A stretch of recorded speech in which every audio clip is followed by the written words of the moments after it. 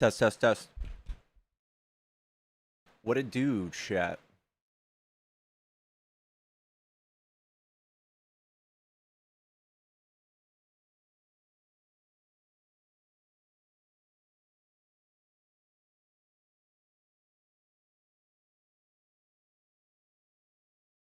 Trump equals MAGA.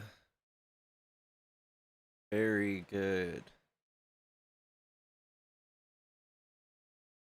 What's going on, chat? How are we doing? What's up, Empress? What's up, Izzy? Guys, I'm eating the world's best smoked cheese right now. It's just insane how delicious it is. Guys, we are looking to do political debates. If you're a Trump supporter, and you're over 18, you want to hop in the box, come tell me why you support Trump. Royce, you're welcome to come up here. Tell me how Trump puts America first.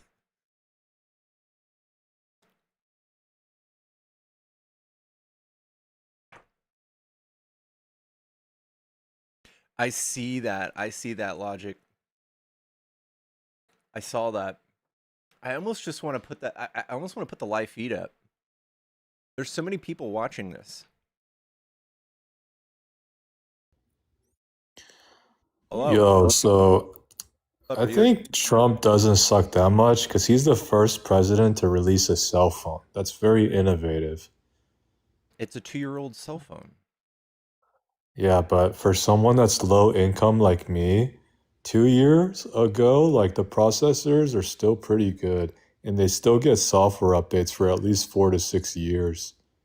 Yeah, but you're paying $500 for a $150 cell phone, so it's already a bad choice, right? Yeah, but I like the design of it because I don't like those bulky clamshell phones. And I don't like iPhones either because they're not as customizable as Android. You just buy the HTC phone that he spray painted for But $150. isn't HTC from China?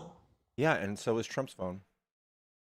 Ah, that's not true. I looked at the box. It said assembled in the USA.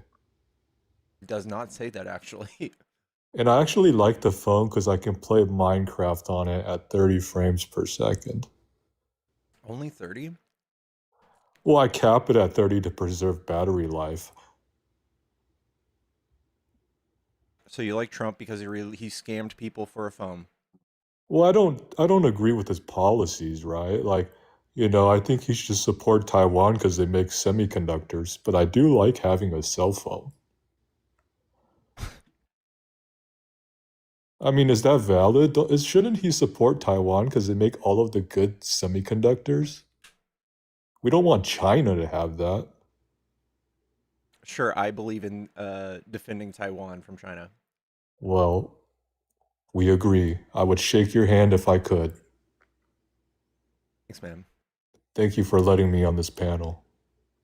Anytime. Anytime, Patrick.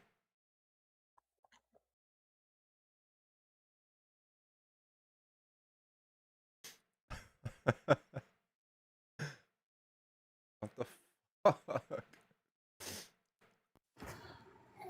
Hello, my name is American Vato. Please like, comment, and subscribe to my channel, American Vato, where you will get the real tea. Are you a Trump supporter? Yeah. Are you? No. You look like one.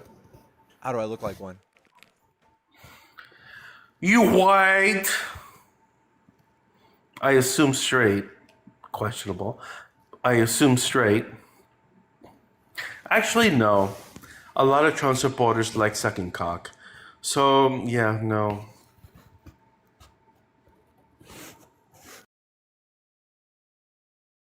All right.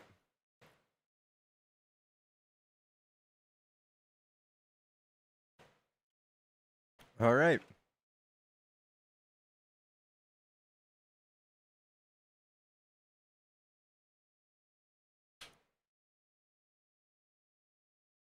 Do you want me to come up again? No, I'm good.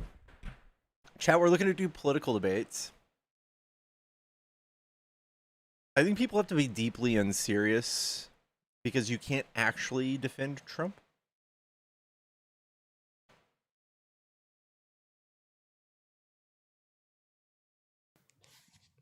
Hello, are you a Trump supporter?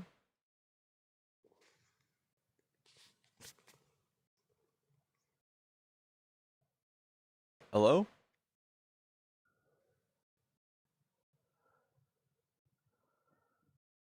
It's from Alberta. The chances are pretty good. Chances are pretty good. I pocket dial. You're good. You're good. Good. I would debate, but I educate on anything political.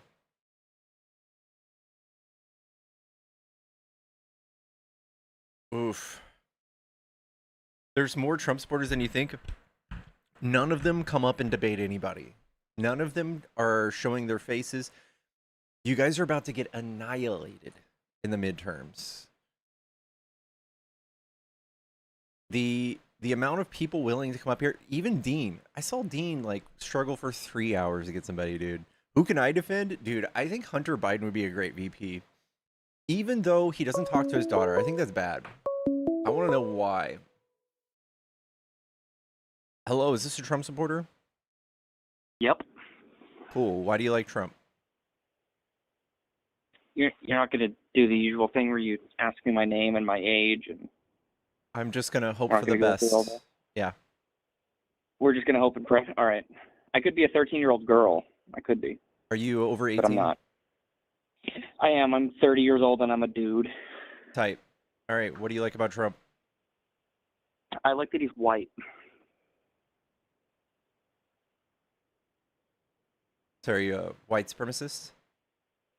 No, I just prefer that he's. I'm glad that he's white. That's why I like him. Why do you say that? We'll call it a. We'll call me a white preferentialist. How about that? Yeah.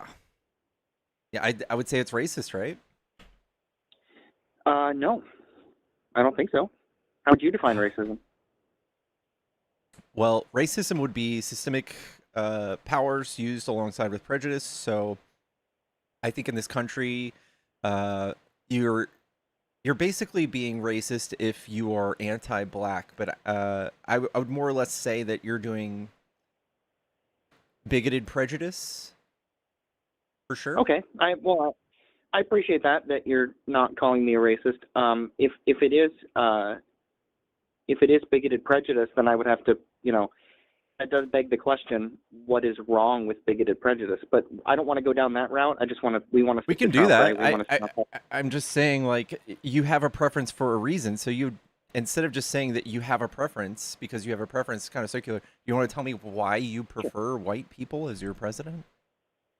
Oh, I'll give you an example, right? So, I voted for Trump when he was running against Kamala. Kamala. But Kamala, oh, sure, whatever. I voted for him when he was running against her. I did not vote for him when he was running against Biden because I would have been happy with either candidate winning because they're both white. Oh, and another thing too is he's a dude. This is still circular. I don't want a woman. Why I don't want white? a woman as president here. All right. Why white and why men? Because white men represent me because I'm a white guy. I don't feel represented at all by a brown woman. Why does the melanin content of their skin strike so important to you? You think that? Do you know that somebody who might not share the same melanin content could genetically be more kind to, like, more have more common genetics to you than somebody who's white? Sure, but from the surface, how am I supposed to know that? And presidents You listen are getting to their genetic policies. So are you a billionaire? No, I'm not. I would say Kamala has that in common with you. Do you like things for the greater good of more people or just rich people? Okay. The majority of people. Okay, I don't think that's a very fair binary because I think it's like as plain as day when we talk about Trump. Like, go ahead and tell me how it's not. Okay, let me repeat your question back to you as far as I understand it. Would I prefer more rights for more people or just rich people? As in most people that aren't rich or just rich people? We can even slim this down to the bottom 95% of America. Do you care more about the bottom 95% of America or the top 5%?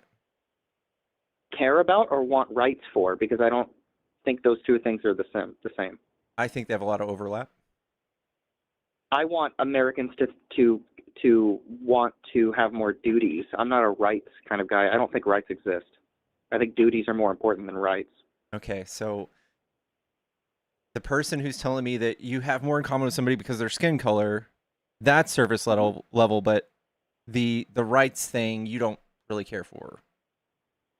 No, it's not that I don't care for it. It's that I don't think rights exist. I think you would be hard-pressed to show me where a right is. Can you show me where a right exists? Rights don't exist. I think They're you're the ephemeral. one who invoked the word right. I don't think I've ever said that. But Well, no, I just you said, did, because you asked me, would I rather poor people, I'm sorry, not poor. You asked me, would I rather the bottom 95% have more rights or just no, rich people? somebody whose interest is in defending or just whose interests are for that of the bottom 95%. Oh, sure. Yeah. Then the interest of, yeah. That's a point for Kamala. As long as we're not talking right. There you go. Sure, that's a point. That's a point for Kamala. So besides, outside of these two binaries I gave you, do you have anything else to point to besides skin color? For Trump? Yeah. Oh, and him and being a guy. For sure. And guy? Okay. Sure. Why is so you can fully identify with a guy with a person more because they're a man. Right. How does that I don't know, how does that carry into presidency? I think that Trump is a rich white man who's completely insulated from all the decisions he's made, even if they're bad. And Kamala, I agree. Not so much so. I agree with you on that he is insulated from them, yes. I'll agree with that. Yeah. But I knew that voting for him. I knew that that Israel would have his back completely. I knew that voting for him. It didn't change whether or not I would vote for him. I think this is really simple-minded stuff here. Can you name a policy that you like of Trump espouse, or is it just about whiteness and being a man? I've actually thought about it quite thoroughly. I don't. It's not nearly as simple as a 5-minute conversation with me would do. I've actually thought about this for a while, and white and being a guy are very important. But the thing of it is that the left and the right in this country disagree severely on what the purpose of a president is, because the left has been saying for decades that the purpose of a president is to represent us internationally, whereas the right has been making the argument that a president is the manifest will of the voters. And I am not going to contribute my vote to what I believe to be the manifest vote. I'm sorry, the manifest will. I'm not going to contribute to a manifest will that does not represent my interests. And I think that on the surface, just because I don't know how Kamala does Trump Harris manifest your interests, though? This is what it boils down to. I feel like we've really gone like a really long route here to get there. Yeah. How does Trump represent your interests? That's a great question. We can go into the nitty gritty. I would prefer that everybody that is not a citizen of this country be deported, and I thought that Trump was a lot closer to that than Kamala was. I'll say her name correctly this time. Why is that so important to you? Why is it important? Because several of the large-scale we'll say macro wide-scale problems affecting America are due to the prices of things. And the prices of things are heavily inflated due to illegals being in this country. That's not just that. There's not a few true. other things, but illegal. Can you tell me? Can you tell me how that even works? How it works? Yeah, because I have the opposite data for you. Oh, sure. No, I've seen the opposite data. It just doesn't. It didn't change my opinion because I know that job security and wages and let's see, what was it? There were 3 factors in the analysis: job security, as an ability to keep the job; wages, including not just wages, but what's that word? Wages that go I'm down when looking we do for? mass deportation for everybody. Yes, but that is only temporary. No, it's And long the term. entire no, it's not long term. The extrapolations of that data are not reliable, and I think it's Where do actually you get the your reverse. data? Where do you get yours? I get it from 'Cause the college that teaches economics, Penn Wharton. the college, Yeah. the College of Glue Sniffers. Which college? The College of Penn Wharton, where Trump went, actually. Oh, Trump went to that college. All right. Well, I don't know what college Trump went to actually, so I'd love to hear about it. But the extrapolation, I have seen a study. I can pull up. I might have the PDF of it still saved. All right. Well, but while you pull that up, I'll tell you what their findings are. It Yeah. says the impact on I'd wages love to vary hear. by skill class. High-skilled workers, which comprises 63% of the working population, would see their wages fall over time by 0.5% or $494 per year in the 4-year policy, and 2.8% or $2,700 of the 10-year policy. The lower class, the 30% left also sees their wages decline after a slight bump of 1.1% the initial year, Mhm. and then they continue to nosedive every year after. Okay. And do you think that does any of that data include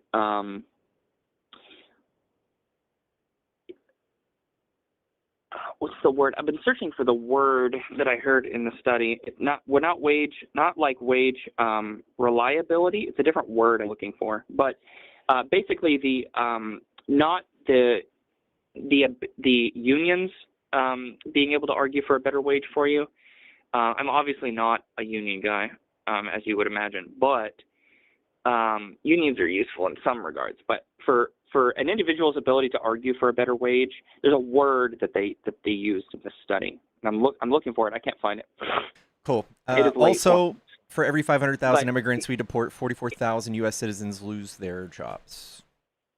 None of this economic data is good. Every economic variable falls. By the way, you're creating a $350 billion deficit, which is every year. All Sure. of this is bad. We could have just paid you that extra money with that $350 billion. We could have given you a gold bar. We could have done free college. We could have done free child care. We could have take care of every single homeless person in America. Every white homeless person that you love. Sure.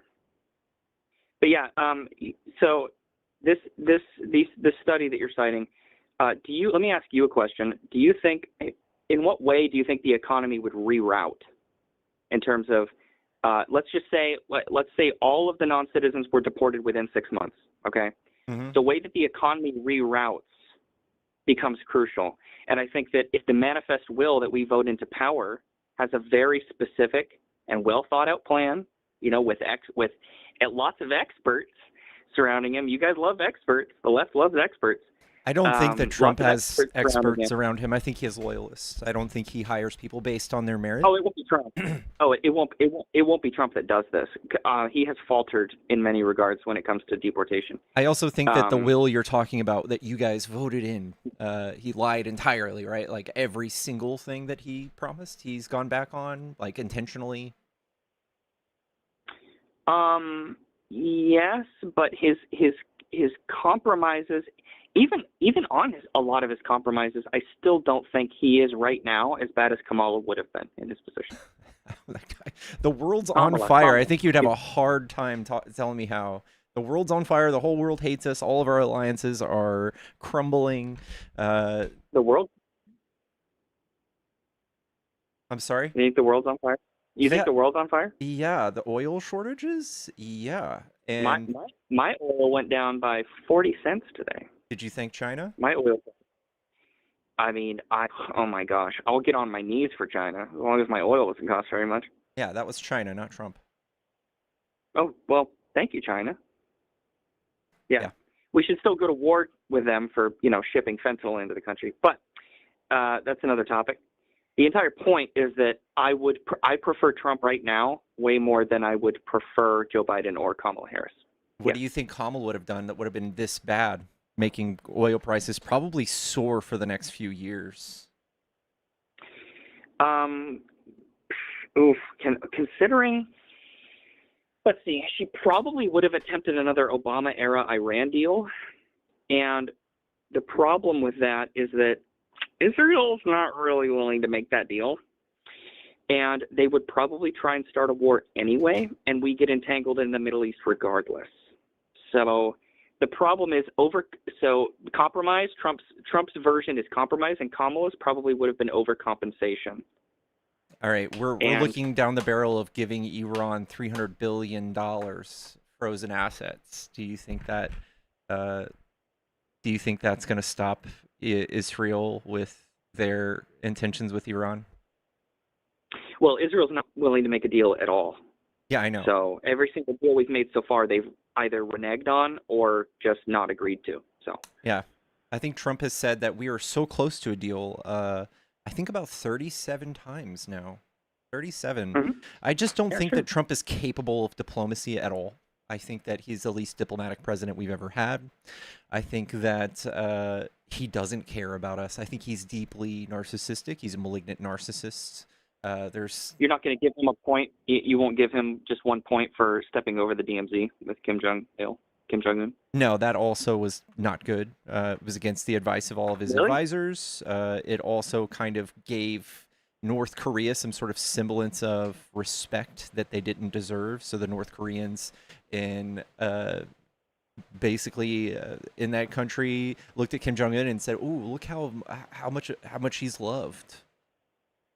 I don't think that's good. You don't think that if Korea were to, if either South Korea were to ever one day absorb North Korea, or if North Korea had any avenue of westernization at all in the future, any prospects of it at all, surely we would have to humanize them first, right? Not the government. Not the government. Yeah. Really? So yeah, I don't think that we need to humanize the government who's dehumanized their citizens. No. Well, that's an interesting perspective. It's just very bleak and uncharitable. I don't think that this did nothing, right? So like Trump afterwards, even Kim Jong-un says that Washington is a terrorist state and they're funding the terrorist state of Israel. They're not anywhere close to liking us again or making any sort of deal. I don't need them to like us. It's just the entire idea of diplomacy is that there's basically two philosophies of diplomacy.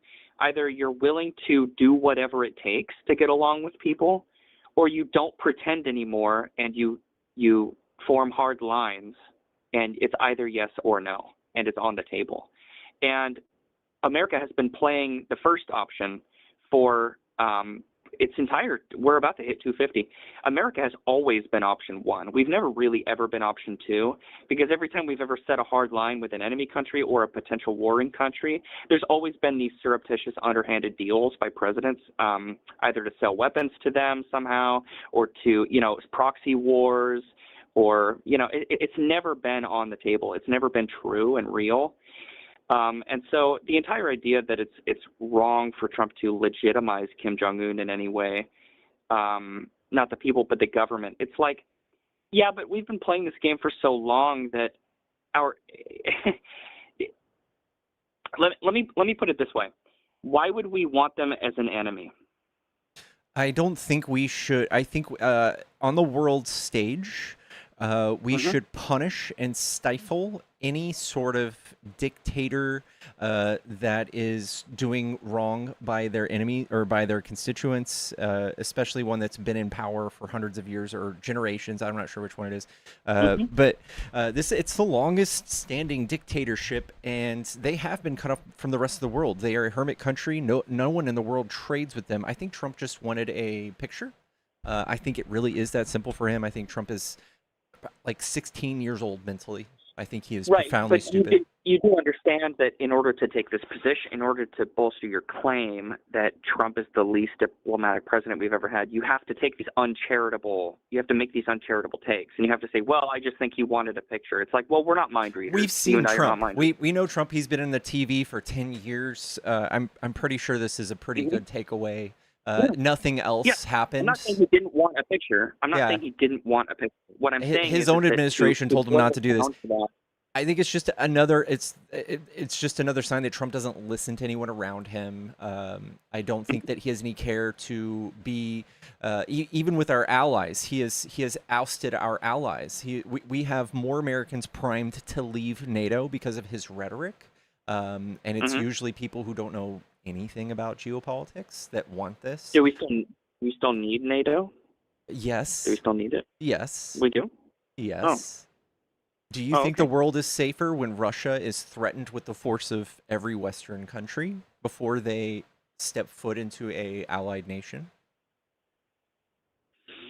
I think Russia's prominence on the world stage has been mostly because of being funded by China. And I think that if we were to pick an enemy, it wouldn't be Russia, it would be China.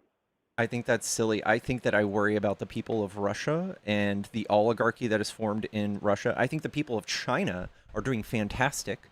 I don't think they have any sort of will to conquer the countries around them or us. I think that they are doing fantastic for their people. I don't think that you can make a case that not they worried are about the worse than mindset. Russia.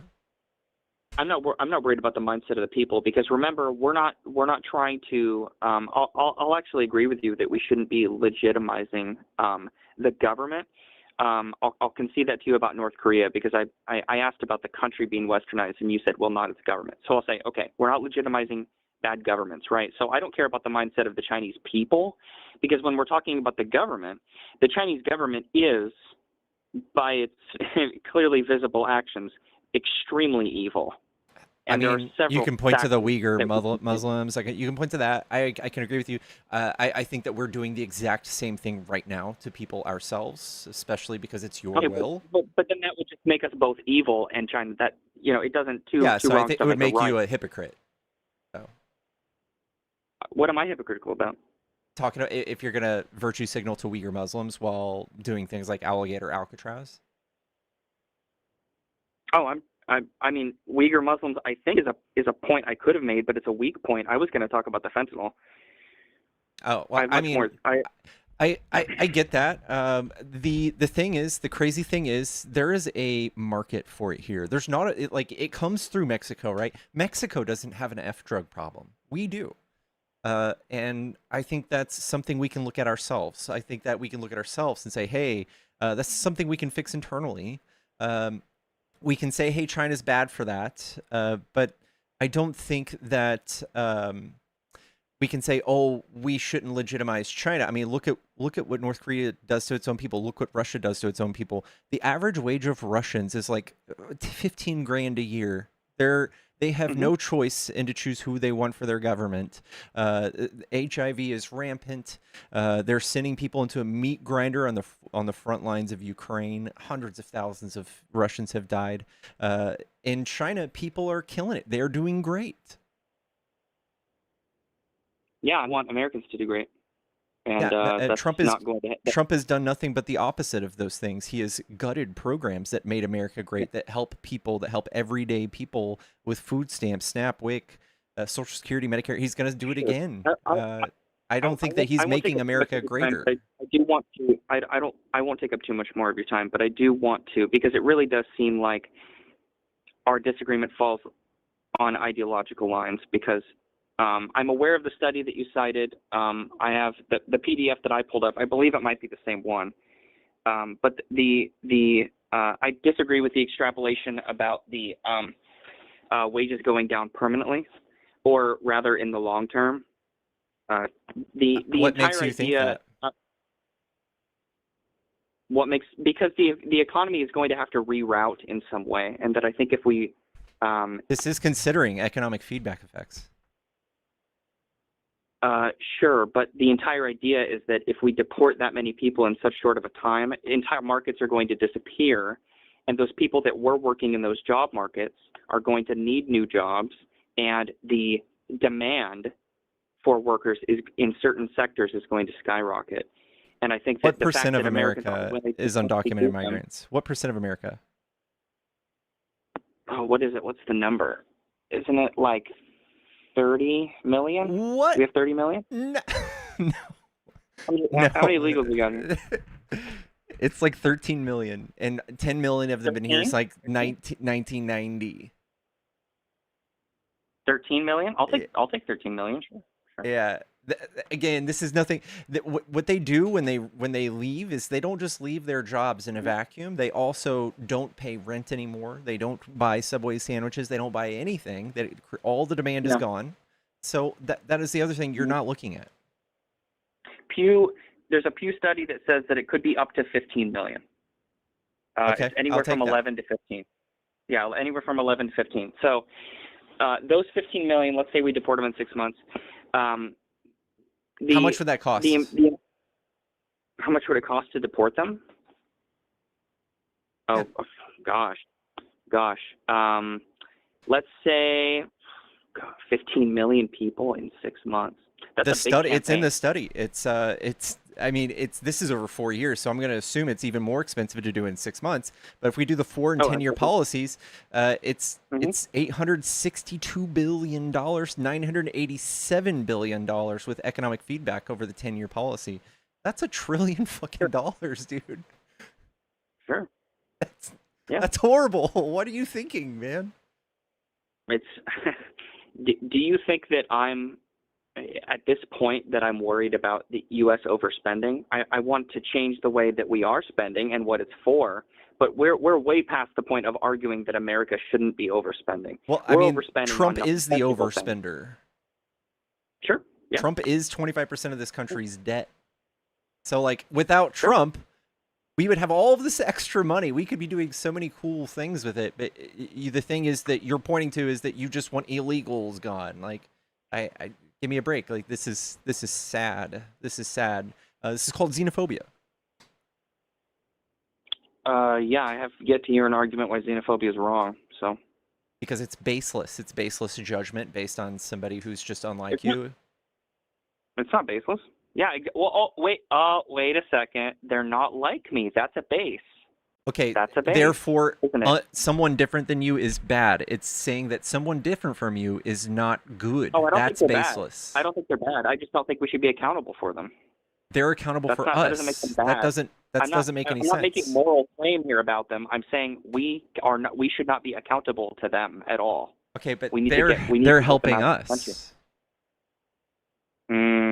So for the lifetime of an undocumented migrant, their net contributions is $10,000 decrease in our budget. The net expense of a U.S. citizen is $250,000 over the course of their lifetime. They are here to reduce the deficit and to make things like Social Security solvent, Medicaid solvent, Medicare solvent. So this is, again, it's like you're scared of people that have some sort of status on the grounds of lies. No, I don't think it's based on any lies. Yes. It's 100% lies. In order for it to be a lie, it would have to be some sort of pathological problem that I have with people that aren't me, but that's not it. You just said that's good. You just said that as okay. What's wrong with xenophobia? No, I didn't say that it was good. I said I have yet to hear an argument on why it's bad. Oh, God. I didn't say it was good. I made a moral claim. Okay. All right. I haven't made this isn't about the nature we all of believe the person. You. Yeah. It's about the legal status. Okay, that's fine. You don't have to believe me. Yeah, that's fine. You don't have to believe me about anything. The entire point is that to get back to the topic about Trump,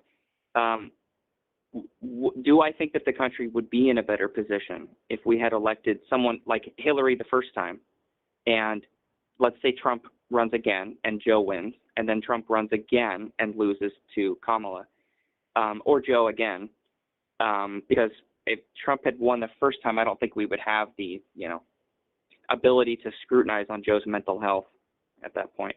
I think that's also just propaganda. I think we can watch an interview today of Biden and see that he's just fine, but Trump says something like every hour that's questionable.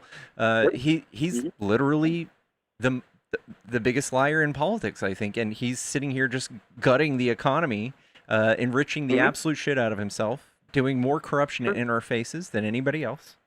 And Mhm. I think that itself is alienating one party from another. I think that y'all have gone so far right that you are less like me than some undocumented migrant. I think that you are ideologically different, so much so that coexistence is getting very hard. I agree that coexistence is getting very hard, but I But believe it's based on lies. It's based on the it's cult out of of either personality. it's out of either our control. It's all the what? It's not in. It's out of our control, either of us. I don't think so. I mean, I would say that Really? our party has been sitting in the same spot for the last 20, 30 years, and your party has gone as far right as you possibly can, and you guys are You don't clutching your pearls at the think idea Democrat that Party you're has gotten fascists. any more progressive? You don't think the Democrat Party has gotten any more progressive in the last 30 years? Maybe when we have to, like, gay marriage, that's about it. And I would say that you guys have been dragged along for that, right? Like, do you believe in gay marriage? I I don't think that it should be illegal, but I don't know if I'm for the sanctioning of it by the state. I don't think gay marriage should not be illegal, no. But the entire legalization of it was kind of like Roe versus Wade. It just wasn't really good law. I don't think the principles behind it were good law. I don't think the law is in good standing.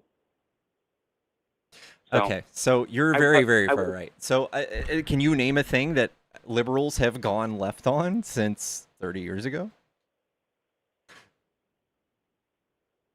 Yeah, deportations. For sure. We are better at deportations than y'all. We do Pretty much deportations way every better than y'all. single, We've gone right pretty on much that. every single Democrat candidate for president for the past 30 years, after Obama, before Obama and before, has been talking about illegal immigrants do not belong here. We're going to create a process to deport them. Trump was not the first person to come up with the concept of a wall either. I'm pretty sure that was Bill Clinton. And that's fine, but I'm talking about, like, Yeah. pretty much just bankrupting the country to do this, to get rid of 4% of our population, and think that's somehow going to help us. While we're in population decline, we've come a long way from Reagan doing mass amnesty, right? You guys have Right, gone and so far right population- on this idea that Right, and there's no population decline further is right due you can to- go. And population decline is due to what political party? You're gonna say Democrats with pro-choice? With AB? Can I say that word on Sure, your show? sure. I would say it's a weak. With family planning. I would say it's a Feminism weak and family argument. planning. Yeah. Yeah, I think that. feminism and family planning. So I think that we can look across the world, and the biggest thing that contributes to birth rates is universal health care. There's a lot of things that other countries have tried, but I don't think that we should be treating women like cattle and forcing them to have Wait a second. children. The biggest contributor to birth rates around the world is the education of women. As female education goes up, birth rates go down. Yeah, and that's the why biggest Trump contributor. gutted the education system, right? So you agree with me, first of all, that the biggest contributor to a falling birth rate is the education of women. Do you agree that data is sound? Because I've seen that data. I would say that might be a multiple contributor. I don't think it's the biggest one, though. And I don't think that you're going to be making a great argument if you're advocating for the non-education of women. I think that you are gross. The choice of a woman to go to college instead of having a child has been horrendous for this country. Oh my God. It's been overtly horrendous. Is that your position, that women shouldn't go to college? No, it's my position that the majority of women should not go to college.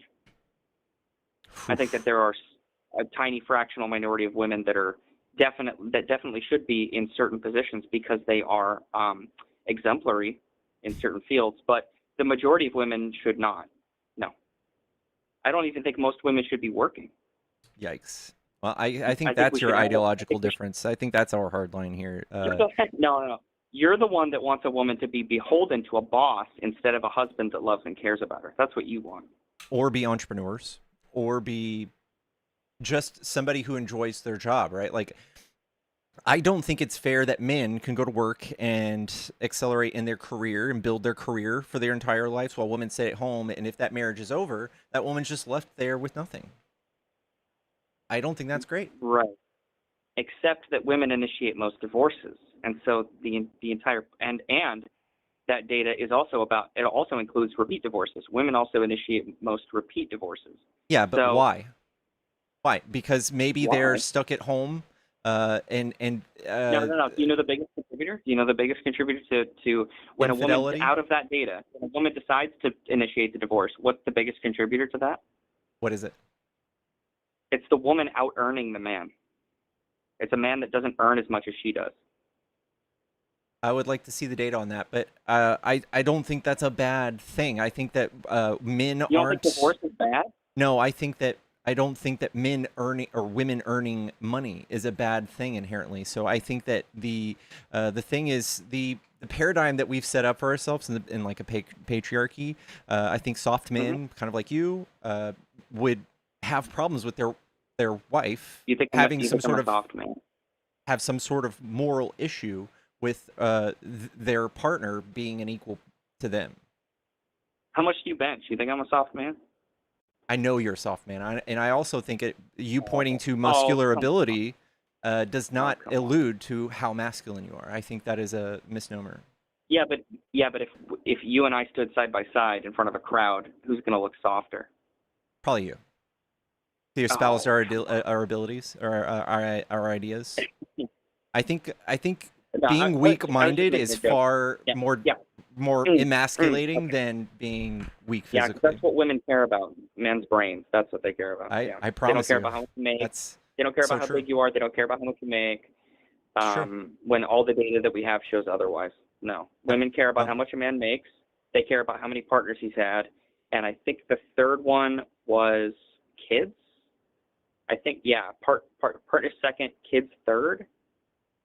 Money, partners, or money, kids, partners, I think was the three major ones. And But it's like, I think that's yeah, been women something don't care what I normalized think, by you know, society, and I think that's changing. I think that you can say that. I mean, I'll show you my DMs. I get plenty of messages from women, and it's not because of my muscles or that I'm 6'4". Well, you're also not a bad-looking guy. You're not ugly. You're pretty decently looking. So, and I'm a good-looking guy too. I get approached, but the entire point is that I don't make enough. I'm not an Instagram model. I'm not making, millions of dollars on OnlyFans. I'm not selling myself. I have traded economic ability, or I'm sorry, I've traded economic success for dignity. I have too much dignity to do some of the things that I could do to earn a lot of money. I think there is a lot of social stigmas behind people selling pictures and videos on a certain app. Yeah, it's degenerate. It's nasty, degenerate behavior. There should be stigmas for that. What about the millions of men that partake? Yeah, them too. They should be ashamed. Yeah. I think there's more of them, right? More men than women? Yeah. Sure. Yeah, there's obviously more Johns than there are prostitutes, right? Because it's for every prostitute you're going to have, you can have up to 10 Johns in one night. So, or 100 if you're that one lady. But the entire point is that the market is solely created by women. Women own the market. Men No, might the contribute market more, is but men. women- The market is men. You do market research before going into this, right? And you would see the amount of people willing to spend money. That's the market. Okay, but they can't spend money if the people don't exist. It's not about the willingness to spend the money. It's about women choosing one behavior over another. Yeah, Women choosing to go into it because they have no dignity, because they have no shame. We don't have shame in the culture I think it's anymore. extremely empowering. I think it's women who do that are extremely dignified. Yeah, okay. Yeah, I'm sure you do. I think prostitution is rape, but I don't think prostitutes can consent meaningfully. So I don't see how it could be empowering. I think But, that it's we a literal parallel to whatever you do for work, whether it's hard labor or not. Mhm. I think that's the same thing, right? You're a prostitute I'm a for some nurse. billionaire. I'm a nurse. I'm a nurse, actually. You're what? So I'm a nurse. So you're a Yeah. prostitute for a hospital. You use your body, right? I'm a You sell. prostitute for a hospital. Yeah. Come You're on, just that's not a using the stretch. same Come orifice. on. No. It's a stretch. No, Not a stretch. I I'm think it's sorry. perfectly analogous. I think that there's just shame probably hard coded into your brain from religious or whatever, or from the manosphere, that makes you have some sort of ideas about this. But women posting pictures of themselves online is not damaging inherently. I think that society We casts don't even that have to damage. get religious. We can just get to, if that woman wants to have kids someday, their kids are not going to want to know that their mother was naked on the internet. Why not? And the fact is that we'll take two women in exactly the same economic position, and we'll say one of them wants to have kids in the future and the other one doesn't, right? So they both have an OnlyFans. Okay. Mm-hmm. The woman who wants to have kids in the future did not consider whatsoever that her child might be bullied in school, might have issues with blaming themselves, and might have issues with forming proper relationships later on because their mother was a whore. They did not consider that beforehand. And so what does that mean? That means it is a very selfish. I think that it is a very similar degenerate problems come behavior. out of people who have this same ideology, right? Like I feel like men who beat their wives or men who are emotionally or mentally abuse their wives are taught. So you're Children are comparing taught that that same exact thing, and to act that way and behave that way towards women, it's probably even more damaging. I think that as society we can doesn't that mature make my past point both for of me? those points. Doesn't that make my point for me, though? That there are behaviors we can point to that lead to what would we call it? Suboptimal consequences for children. Didn't you just make my point for me? I think that you're just being you're choosing to look at one side and not the other. I think that also if a woman wants to erase her digital footprint online on OF, it's very possible. I think that this Come is on, buddy. also I something mean, that you're casting judgment on based on the manosphere, yeah. right? So like if I'm not in any minister circle. you absolutely are. You just don't know it. I'm not in any, actually. Most of my friends are much farther to the left of me. I've actually come across a lot of these ideas just locally in my community, in the church that I go to, which is not, the men there are not manosphere type men at all. I think that the church is inherently misogynistic. I So think I think you just don't see it. Feminism is definitely way more misogynistic than the church. How is feminism misogynistic? The sex positive feminist milieu that we live under right now is 100 times, a million times more misogynistic than the church. Can you back Absolutely. that up? Sure, yeah. Feminism wants women working instead of being loved and provided for by a man that can work solo in an economy that benefits You mean everyone. being the held entire emotionally family. hostage by a financial situation? Well, that's just an uncharitable interpretation. That is the same thing From my you're doing, point. right? No. I Mine was think the that norm in America. Mine was the norm and in America for a long time. yeah, and so is child marriage, but that doesn't make it right, right? And how are the two analogous at all? You're just saying something is the norm, therefore it is okay, therefore it's better or good. No, it's And a norm, and we've agreed that it's okay. we Which is don't not the agree same on as, that. well, no. We hold on a second. We agree that it's okay that two people get married, right? We don't agree that it's okay that two children get married. So they're not analogous. My point was that No, I'm not talking about two the children. norm. I'm talking It about was the norm in America for most of the time, and you have an uncharitable interpretation of that most of them are being held hostage emotionally. yes. That's your They uncharitable absolutely are. interpretation. I mean, look at the divorces, Yeah, right? okay. Like all of the states that have stopped no-fault divorce don't like the dynamic of women finding out that they are far better off by themselves than with the partner who treats them probably the way you treat yours. Do you want to phrase that in a way that makes sense? Yeah, I think a woman Yeah. who is doing a thankless job of raising children, of cooking, It's not cleaning, thankless. doing house It's building, not thankless. It's biological essential. It's it's still biologically thankless, essential for right? one that women have children, right? Can we agree on that? We do not continue as a species if women don't have children, right? Sure, it's also thankless, right? So you're Okay. just saying it's owed to you It's not, because it's no, it's not essential? thankless. It No, is thankless. it's not. In most women's eyes, it is thankless. When men come home and No, say, in "I most demand feminist dinner be eyes, on the it's thankless. table," when I get home from my shitty job, I want Oh, dinner on the well, table.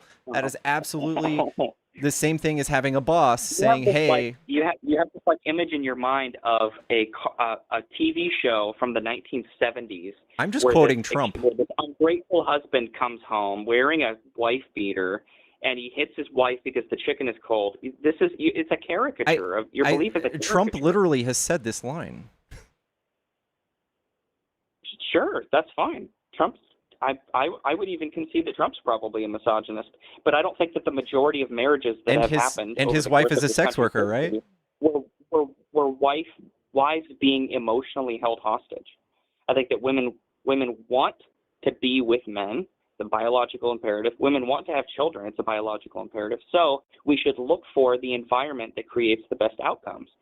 And as it turns out, married with kids is the best outcome for a child. Uh, That's just I mean, children yes and born out no. of wedlock are 36 times more likely to be criminals. So Okay. as it so Okay. happens, I would also say there's a lot of stuff that comes out of being Christian that's not good, right? well, no, I would not agree with that because that begs the question on who's really a Christian, right? So I think that's a y'all good just do that to people that ruin your image, but the truth is that Christianity yields all sorts of outcomes, and a lot of them are bad. You don't get to do no true Scotsman fallacy a lot of them when are the majority. 12% of What I y'all was are talking doing about. child rape. Hold on a second. I interrupted you, so I didn't hear what that last sentence. Do you want to start from the Yeah, beginning? you don't get to do no true Scotsman fallacy when you see a sect of religion not performing the way you think it should act. When these are the outcomes of religion. So the outcomes of religion are 12% child rape is from religious people. We have the Bible Belt as the capital of teen pregnancy, the capital of people dropping out of high school, the capital of people having lower life expectancy, the capital of all sorts of stuff. School Yeah, shootings. I'm not a Protestant, so I'm not going to defend. I'm not going to defend Protestants. But what I will say is that what we're looking for is the optimal scenario for children, right? And the feminist perspective versus the let's what am I trying to defend here? I'm trying to defend not necessarily a conservative, but a Christian traditionalist perspective. The idea of one man, one woman marriage, and 2 or 3 kids in the home being the optimal environment for kids. The data is very clear. The new this sort of like newish for about 50 years sex positive feminist milieu that we live under is not conducive to good outcomes for children. It's not. And when you look at the when you look at all of the rates for child likelihood of criminality, child likelihood of running away, child likelihood of let's go to teen pregnancy, I mean, all of these things, a child born out That of teen wedlock. pregnancy capital is in the Bible Belt. So I think that y'all's ideas create that. I think that y'all's like judgment cast on these people is creating a lot of these outcomes. But what matters to me is, are the parents still married? That's ultimately what matters, because you said that women who are married are being held hostage emotionally. And I don't know if you were saying that that was the majority of marriages, but if you were, then you did say it was thankless, which, I mean, it's kind of like slapping your own mother to say that motherhood is thankless, because I think that mothers are extremely empowered simply on the basis of being mothers. I think that the thanks, even if they never do get a verbal thanks, That sounds lovely the and thanks are in the stuff. fact that your children are alive. But these That's the people are thanks. stuck in a situation without any financial power to escape it, even if their husbands are abusive or rapists or raping their kids or something like that. They have no means to get out of it. Why wouldn't they have means to get out of it? because they have You no think that- financial you think that- access to just move and find a new home. They don't have a When career. They did don't have a women- resume. They have nothing. Sure. When did women not have access to finances? Not until, I mean, what, the 1960s when we gave them bank accounts That's against not true. y'all's will? That's not true at all. When did women finally get credit cards and bank accounts? And how do they earn Yeah. money as a stay-at-home mother?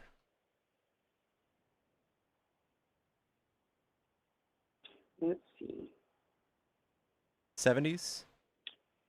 Um, 80s is when they got credit cards.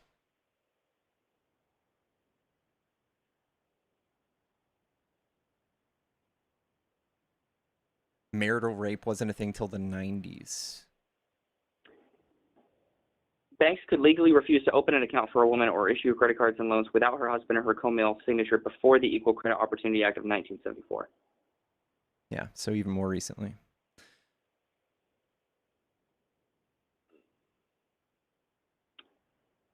I would say at the time, the entire idea is that if you get married to a man and you don't trust him with your finances, then why did you marry him? Let's just clear that out of the way. For all of the biological bullshit that you're espousing, for all the reasons that women just want to have kids, they have this maternal nature to them that you think they have. Yeah, they get married at a young age. They don't know much about this. Biological. You're saying women don't have a biological maternal nature? Not all of them. Well, obviously not all of them, but the vast majority of them. Not anymore, right? No, the vast majority of them still do. The entire idea is that if you pump them full of chemicals like birth control, or they are TRANZ and they change to a man, or they abort their children, they are a lot less likely to have those feelings, right? Those feelings will diminish, but that's a result of propaganda and family planning.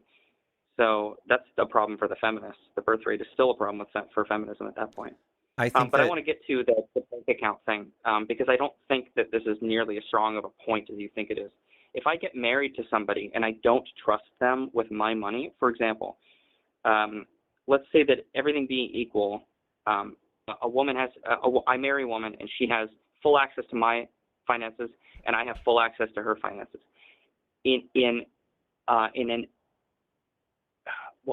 How do I want to phrase this? In an ideal marriage, how do you audit somebody? Why would that be bad? How would you audit somebody's financial habits before you get married and share a bank account with them? This is stupid. It's like you should have known kind of thing. What? No. Why would you marry somebody who would eventually rape you? Why would they do that? This is victim blaming. No. Okay, so trusting somebody with money is the same as rape. Do you understand You're the just argument I'm trying to make? saying that they should be somehow know the future and how they're going to act. No, you're equivocating me trusting my wife with my money to rape. I'm sorry that happened to you. I'm sorry. It didn't. I want you to follow along here. You're being absurd. If a woman marries a man but doesn't trust that man with her money, she shouldn't have married him. The fault is on her. That's not the same thing. We're talking about women trusting men with their money and then proving that they shouldn't be trusted. Then she can just get divorced. Okay, that's why that happens, man. Right, but the entire idea is that it's entirely incumbent upon her. If he marries a man she didn't trust with her money. But she did. The fault lies with her. She wrongfully trusted that person. Blame the banks. No. The entire idea that we should blame banks for not allowing to have women's banks. Accounts. You're skirting it to the banks, not to men who made these rules. No, I'm saying we shouldn't blame the banks. No, I'm saying we should. Yeah, we should blame the men who didn't let them do this because of ideas like yours. We should blame the woman. No, we should blame the woman who made the choice to marry a man she didn't trust with her money. What about the banks not letting them have an account? Is that the women's fault too? Yeah. Oh my God. Absolutely. How so? Ellie, thank you for the $20 a kick. Fuck it, kick. All right. Someone wants you can eat their socks. All right. You can call back some other time. Sure. All right.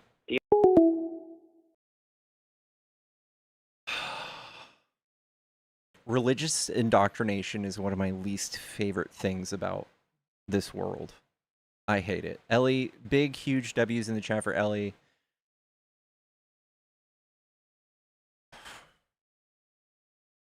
He was the best debater I've heard. What is wrong with you? This is why women choose the bear. Yeah. Jesus fucking tap dancing Christ.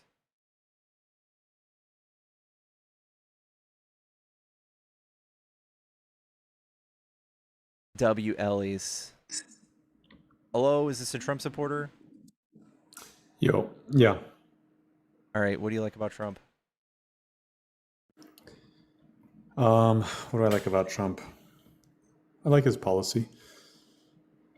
The ones he lied about or the one he's doing? What do you mean? Like he lied and said he was going to make grocery prices cheaper, gas prices cheaper. He said he was going to stop wars on day one.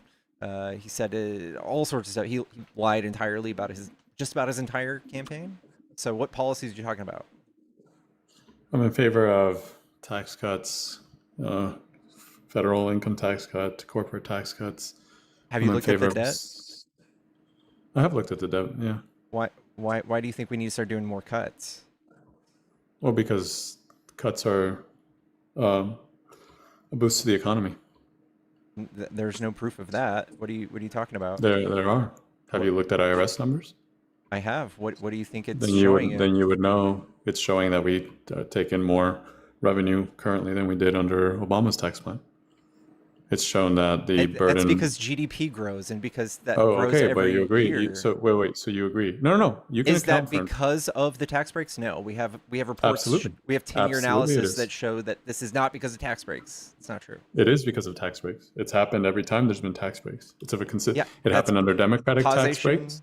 Causation versus No, correlation. it's not causation. There's studies on it. You can look at. I agree. You say is- it's not causation because it's correlation. It's not correlation. It has nothing to do with correlation. It has to do with incentives. Okay. And it has to do with tax structure. It has to do with broadening of the base. It has to do with marginal tax rates versus effective tax rates. Okay, so what do you think a company is now able to do after they get a giant tax cut that they couldn't already write off as a business expense if they wanted to expand jobs and GDP growth? Reinvest, buybacks, capital allocation, whatever they want to do. You think stock Yes, buybacks? buyback. Those Sure. are good? Absolutely. That's what the How studies so? show.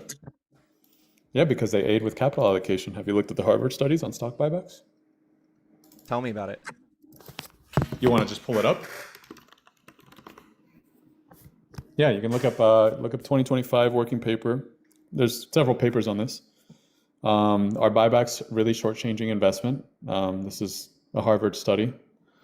There's another study by Elliot Tobin and Charles Wang on buybacks. And what they find is that stock buybacks help a ton with capital allocation and Capital allocation. proper capital allocation, yes. So like what happens is if a stock is undervalued, let's say like Apple during the C19 during the first tax cuts, Apple was one of the companies that performed a lot of buybacks, right? They bought back their own stock. It's considered undervalued. What happened? Well, what happened was that their investors got a lot more money and then they allocated that money accordingly because the stock was undervalued. Obviously, if the stock is overvalued and you do buybacks, what ends up happening is that the fundamentals of your company do not support the actual stock price. And what that does is that it deters investment. So if you actually want good investment and you have a stake in the company, you would only do buybacks if the price is undervalued. And this just goes down to a simple concept. This sounds very incestuous. It's like it's good for investors. It's not. Yes, it is. It is good for investors. It's also good for company growth. It's good for capital allocation. Okay, good for company. What about the economy? Yes, it is good for the economy. Here's the main premise. You should, instead of having bureaucrats tell you how a company should spend their money, the company should just work in its own best interest. It doesn't need progressive morons to say, oh, you should actually spend the money this way. Thank you very much, you progressive morons. But the companies are very, very, very fine to just do it on their own. That's why We just they trust made that a they're going to do company. that. So I don't need this to is where it gets trust very anything. inefficient. No, I don't need to trust anything. Here's the thing. It's not your money. It's not yours to It decide what a absolutely company is. does with it. No, it isn't. Before we give them a tax break, it is our money, right? Why are you entitled? Why are you so entitled that you think that a tax break, do you think a subsidy or a tax break, that the money belongs to you? It You belongs to the produce United States. nothing? Yes, it belongs to us, You the produce, people. no, it doesn't. It Yes, it belongs does. to the company. No, it doesn't. It's really marvelous how the left can say, "Oh, this money actually belongs to us because we're letting you keep the money you've already earned, and it actually belongs to us. So you better enjoy it." That's essentially your sentiment: is you do nothing, you sit here like a parasite, like all these fucking dumb politicians like Bernie Sanders and AOC and all these morons that produce absolutely nothing, or they live their entire lives. Even Becerra, this guy that's running for California right now, 40 years on government taxpayer dollars being paid for their salary. 40 years, they produce absolutely nothing, and they think that they're entitled to something that a corporation. I love that blanket statement, but here's what I'm talking about. It's just if you just insane to look me. at the Your philosophy. Do you realize how entitled you are? Like, why do you think? All right. So there's no metrics you can show me that Republicans outperform Democrats in any way. So for us to say, here's what you have to do with your tax incentives, here's what you absolutely have to do. You have to build a chip manufacturing company. We're not just going to give you billions of dollars and just pinky promise. You're not just going to do stock buybacks and lay people off. For a lot of the time, it is very incestuous. And what you won't admit is that this is mostly only good for shareholders. We're talking about 20% of the economy. 20%. Shareholders. So here's the problem with the left is that the only thing you guys ultimately really care about is consumption. If it's not going to consumption, it must be inefficient or it must be bad, because you don't understand the concept of investment and capital allocation and R&D, and like these are positive things. There's different markets. Not everything has to go to consumption. Just because it's not being consumed doesn't mean it's negative. There's something you're called just saying that you like market. Okay, saving I get that. And who is that good positive. for? Yeah, and who's that good for? Very few people. The economy, right? It's good for saving for very few people. No, it's good for everyone. Yeah, that's what makes up a market economy. Yes. When Oracle did a giant layoff of all of their people after it gave them giant tax breaks and they did stock buybacks, who was the winner? Who controls the corporation? You or the people that actually built it? They do. And who's the winner there? Okay, they do. So why are you so concerned with what they do with their business? So you admit it was bad? No, it was good. Why don't you start a business? Right? Why don't hold on. Why don't you start a business? You employ people and you can pay them as much as you want, and you can stop complaining about it. Why is the left you just don't want to admit because their companies operate in a market that consists of the American people, and the American people they would be worthless. They would be worthless without the employees or the consumers, right? And that's why they have to make business decisions to appeal to those consumers and to appeal to those people that invest in their corporation, correct? Right. And none of those things are always good. It's not always good. It's detrimental to our economy. You can make as many moral judgments as you want. It doesn't I'm not saying moral. I think that line. Economically not good.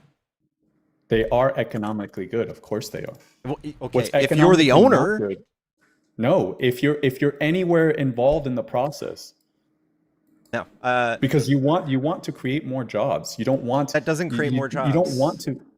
What do you mean it doesn't create more jobs? Stock buybacks don't create more jobs. Tax breaks don't create more jobs. Of course they do. Of course they do. You literally go read the study. I will link you the studies on this. Of course they do. Okay, then how come every time we do giant tax breaks for millionaires and billionaires, they don't even do anything close to what Democrats do with job creation? It's not even fucking close. It's 50 to 1. What do you mean buddy? Job creation? 50 what to numbers 1. Are you citing? 50 to 1. Since the end of the Cold War, we have created 50 times more jobs. You think the president? Hold on. You think the president creates jobs? Like I said, Democrats. Explain that to me. I said Democrat policy. How do Democrats create jobs? Democrat policy. So hey, when Joe Biden passed the infrastructure bill, you have to go and take all this money and build bridges, highways, factories, all these things. That is creating jobs directly, right? No, that's a very good 100% efficient use. It's a misunderstanding of capital allocation. You just think that because the government takes taxpayer dollars and then wastes it because they build things at 10 times the cost, like 10 times the cost. Well, 3 times. They looked at things Okay. at 3 times the Okay. cost. Sure. I Sure. was being Sure. hyperbolic. It depends on Okay. what it is. Sometimes it is 10 times the cost, but Okay. let's say 3 times. Let's say Okay. 3 times the cost. Do you think that because that, like for example, the broadband program that was passed on, you mentioned Biden policy, right? Let's go through Biden's policy. Sure. He spent 42 billion on a broadband on an internet program. How many houses has it connected in the U.S.? Zero. Let's see. Zero. I don't think that's true, actually. It is true.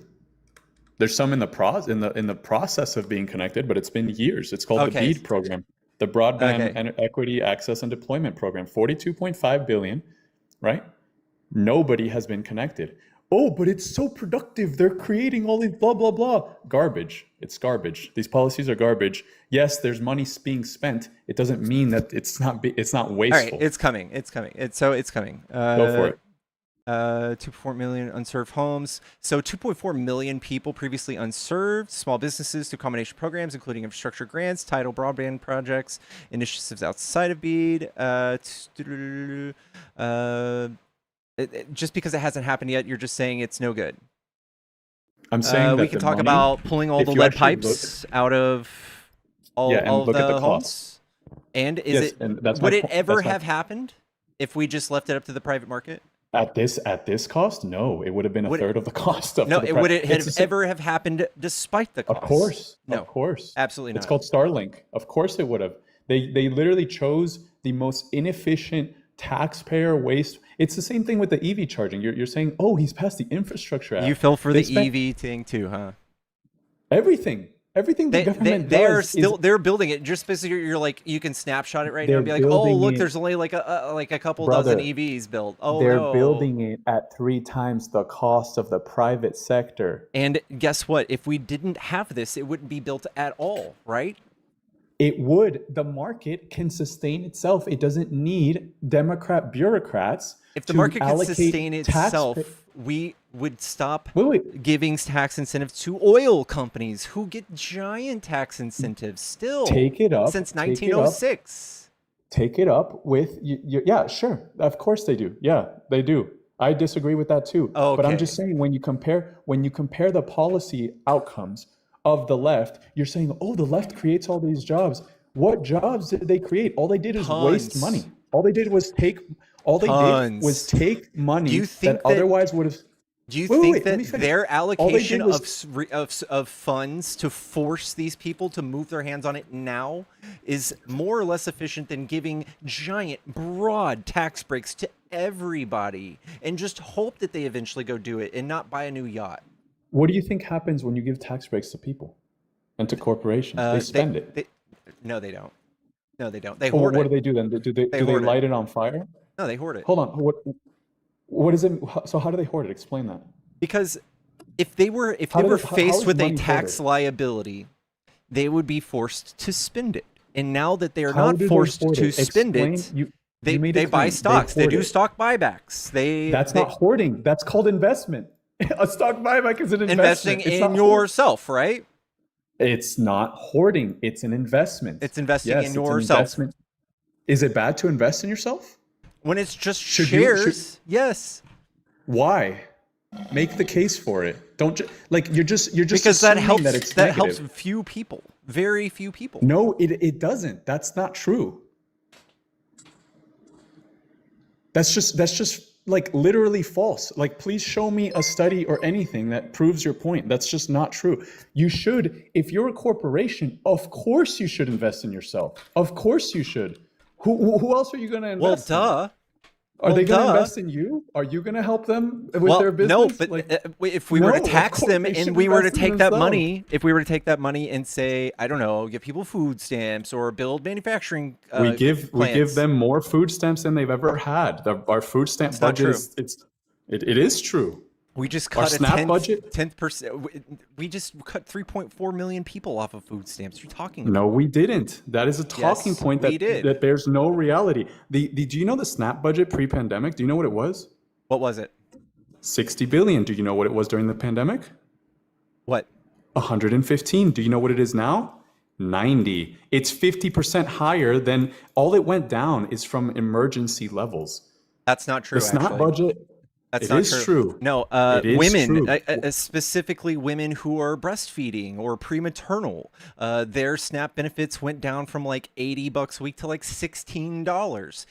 SNAP benefits for children and SNAP benefits for fresh fruits went down from like $40 to $8, dude. That is a complete According to lie. what? The SNAP budget, actually, it's higher than I thought, by the way. 101 billion in 2025. 101 billion. Okay. It was six. Okay. And he removed people from that program, right? Who was removed?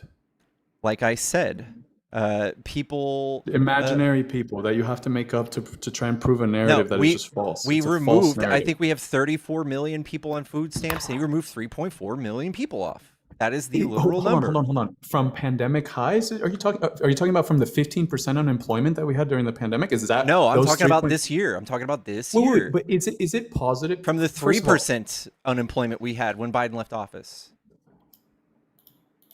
Oh, wait, are you saying? I think. Please show me. I need to see the numbers that you're talking about because I'm pretty sure you're just talking out of your ass.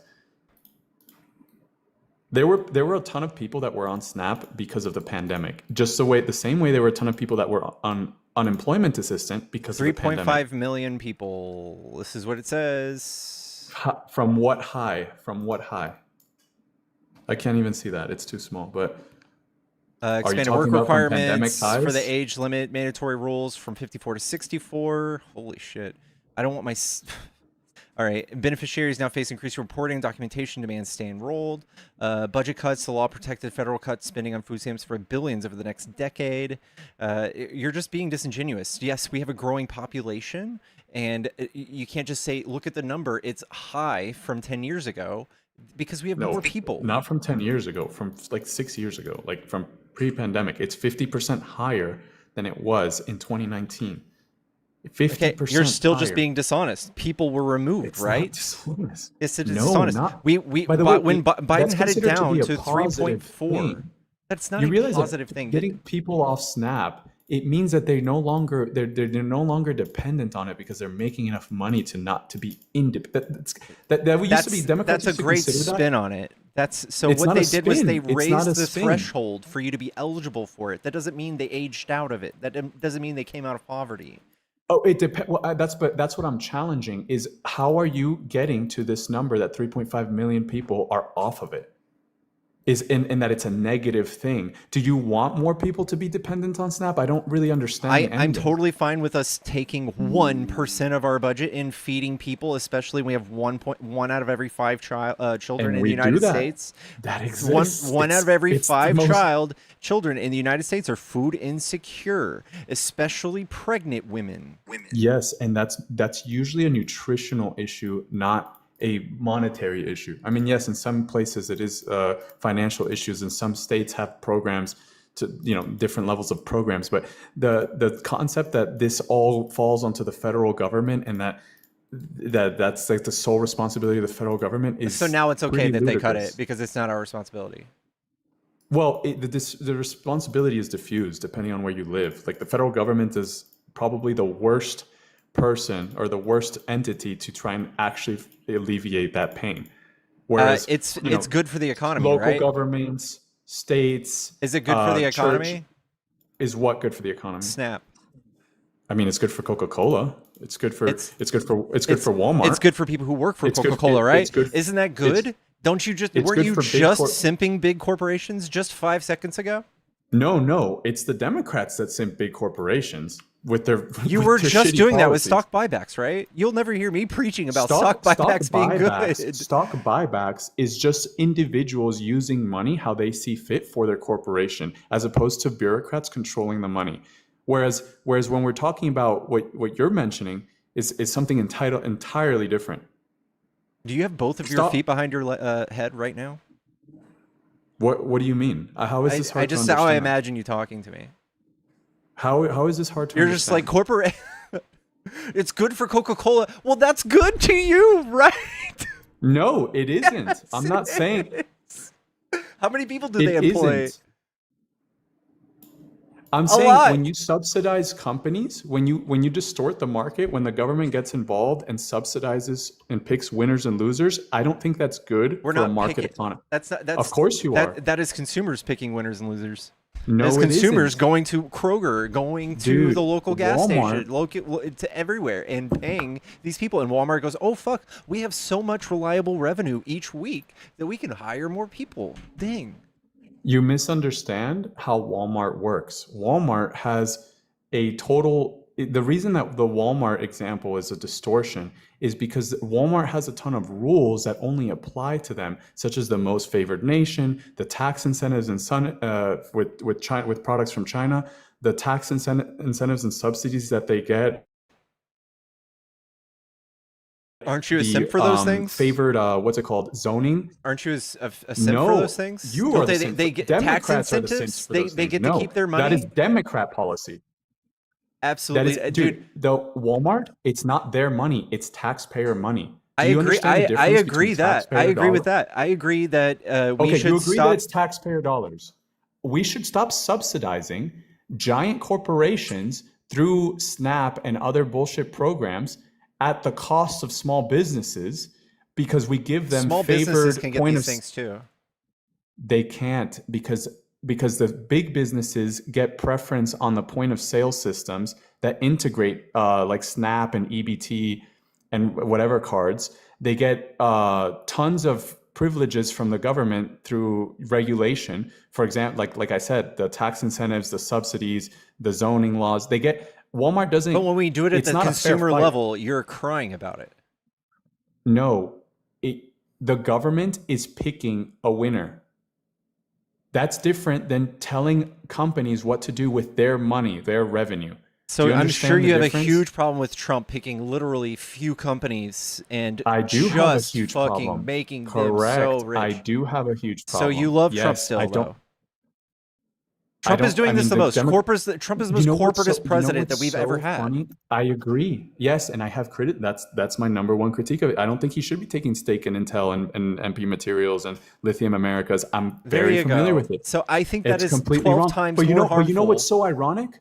You know what's so ironic? I've never heard a Democrat complain about it because they believe in the same shit. We're to be complaining honest. right now. Every single one of our politicians are out there crying from the rooftops saying this is bad. They are not, because ultimately they Yes, they believe in are. the same statist policies. No, they You're just aren't. saying that, but I have politicians upon politicians saying that it's bad. Which Bernie politician Sanders. said that? To take stake in corporations? He's That have literally called the Trump guy- out for doing this. He's Yes. literally the guy that wants to do a sovereign, like a form of sovereign wealth fund, where the government takes stake in he literally is trying to pass the AI, the taking stake in AI companies. You're talking about Bernie Sanders, right? Yes. He literally proposed.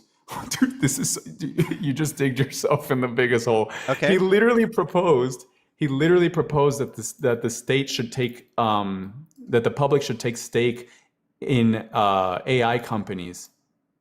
And that the Literally public, his that's literally. Are you going to defend that? Yes, because literally, Oh wouldn't we God, see Mr. profits Pretzel, from that? man. So wouldn't we see that the profits from that if we took a public stake in it, just like Norway has a public stake in No. oil? No, you Yes, wouldn't. they get so No, much you money wouldn't. from that. Yes, all they you would see is a wall of regulation and a wall of bureaucracy. Okay, but no profits. You would see reduced profits. You would see some profits though. You would kill you would effectively kill the industry in the U.S. Got it. I mean, I'm sure. Did you get it? I don't think you did. You would kill the industry. Yes, you would end up like Europe, who has no AI capabilities because it's so heavily bureaucratized and over-regulated. They literally have no industry. They're pathetic. But that's what you want. That's what Democrat policy is.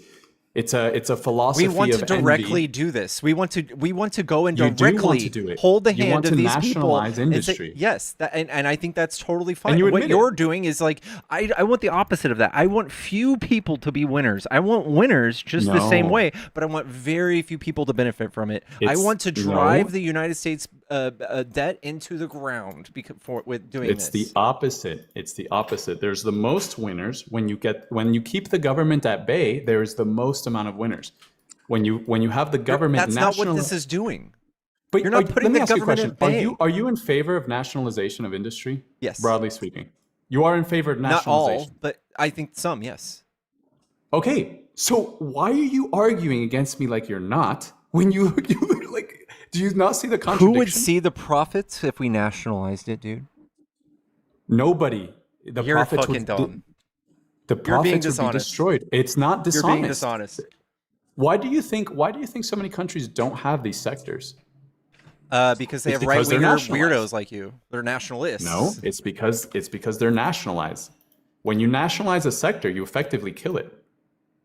Okay. Maybe not immediately. Tell me how that's working for Sweden in their medical industry. What do you mean Sweden in their medical So industry? they have nationalized like non-profits that they fund that go and they have the most technology, they have the most innovation, and they are ranked number one in healthcare. They're not number one. It's like Taiwan that's number one. They're not number one. They're But number one in healthcare. Sweden is. And they've according been to what every metric? year, according to every metric. They are every year number one. I dispute that. I don't think that's true. Well, you have In a lot to say. innovation. Yes, in Wait, you're innovation. saying that? Okay, so your claim is that Sweden is number one in innovation and equipment and what else? Just overall healthcare. No, but these are two different claims. Are you talking about healthcare outcomes for people or That too? innovation and equipment? And that Wait, for every single marker. I don't think that's true at all, but I'm happy to look it up.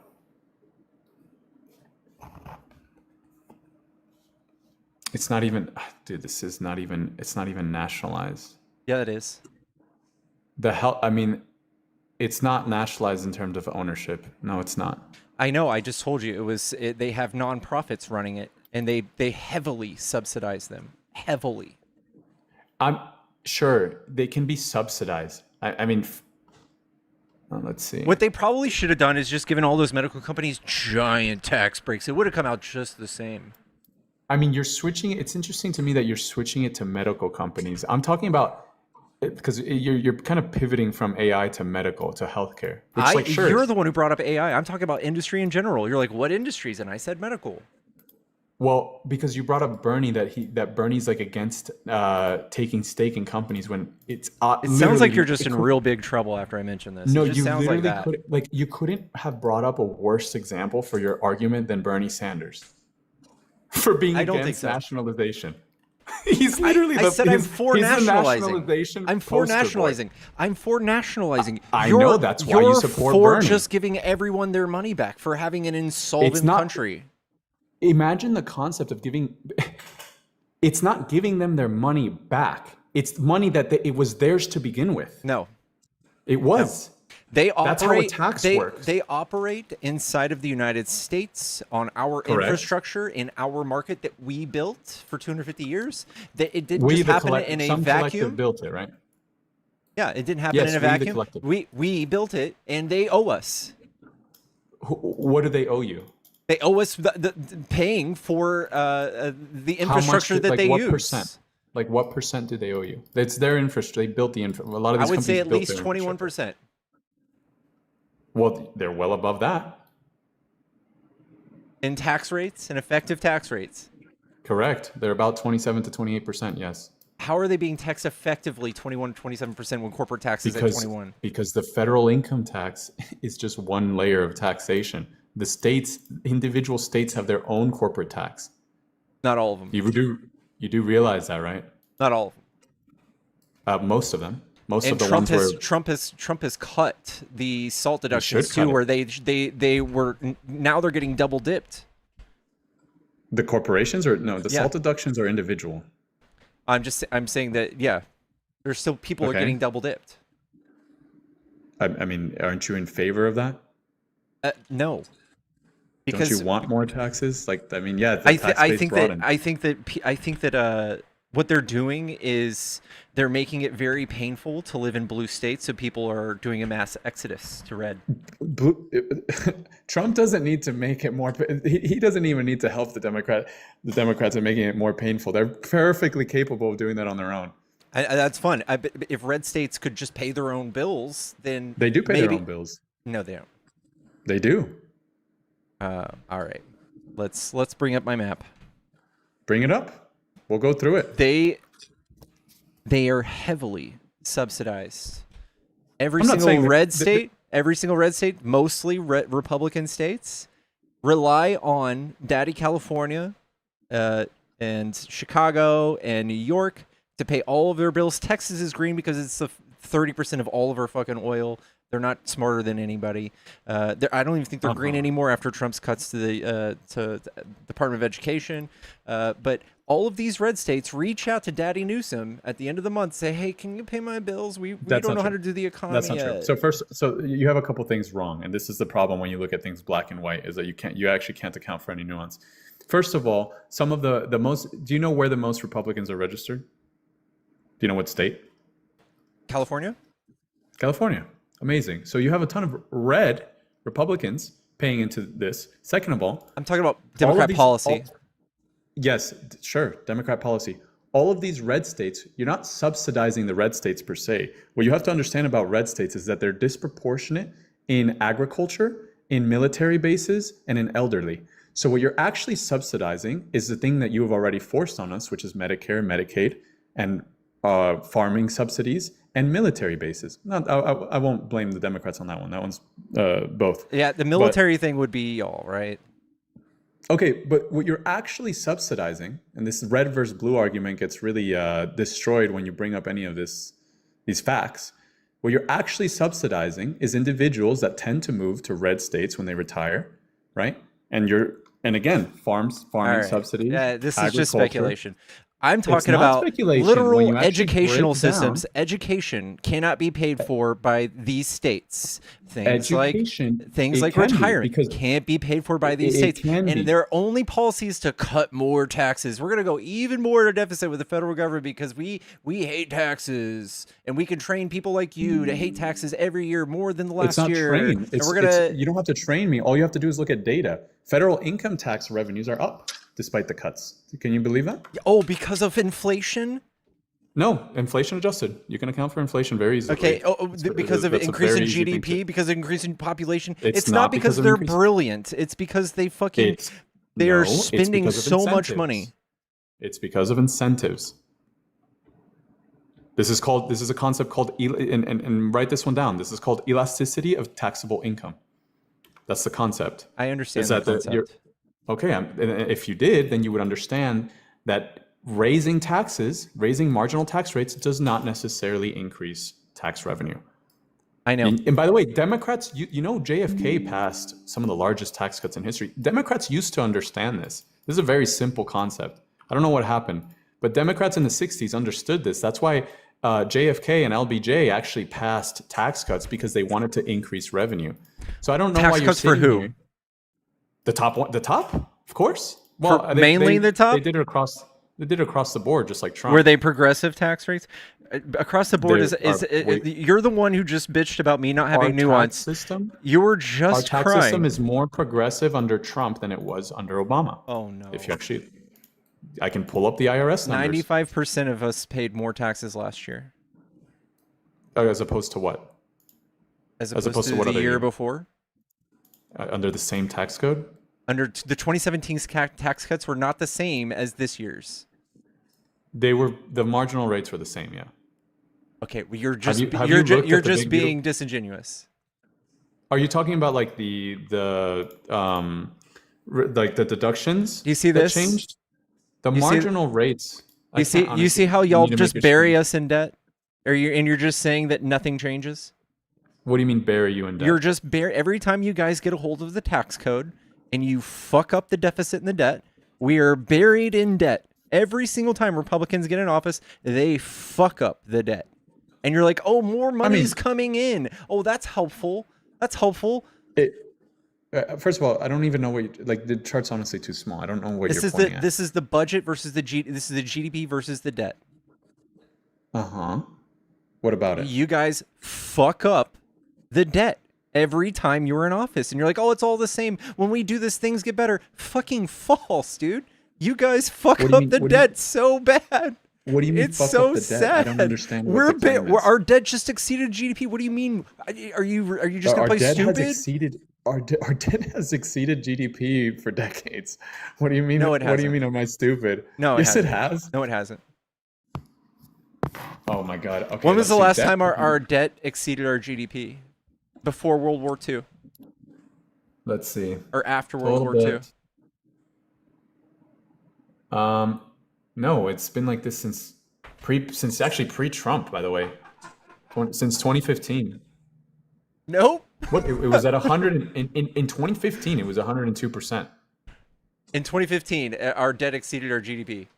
Correct. No, Yeah, it Q4, hasn't done 102. that since 20. It hasn't done that since World War II.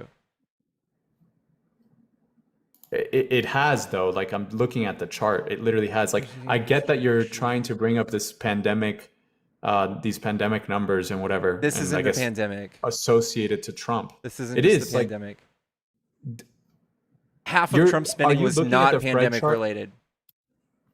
What do you mean it? Of course it was. You don't think the CARES Act? Oh, what was it under Trump? The CARES Act was literally all pandemic spending. Yeah, I know. So was the 8.3 warp speed. trillion, 4.4 of that was non-pandemic. Yeah, so about half. Yeah, and Biden spent half of that. Well, right, but all of Biden's policies were more stimulus after and freezing the Only economy. one of his policies were stimulus. No, the infrastructure stuff was also stimulus. It was literally to stimulate the economy because they had shut it down. All right. Well, you're being dishonest. When you say It's not stimulus, people dishonest. say, "Oh, free money directly to our house in a paycheck." No, that's not what happened. Okay, You're talking sure. about this. Let me clarify. Where does this line intersect? Where does this I intersect? can't see the chart, man. I'm telling you, Where you're does a tiny little. in 2015 does that line intersect? I don't even know what I'm looking at. What line is? It's honestly tiny. It says GDP Can versus you make your debt. screen? Show me your. What is your resource? I just typed for in saying, Fred total debt, public debt as a percentage of gross GDP, debt to GDP ratio. Fred. That's all I typed in Google, and that's the chart that pulls up. And debt to GDP in 2012 was 100%. 2013 was 100. 2014 was 102.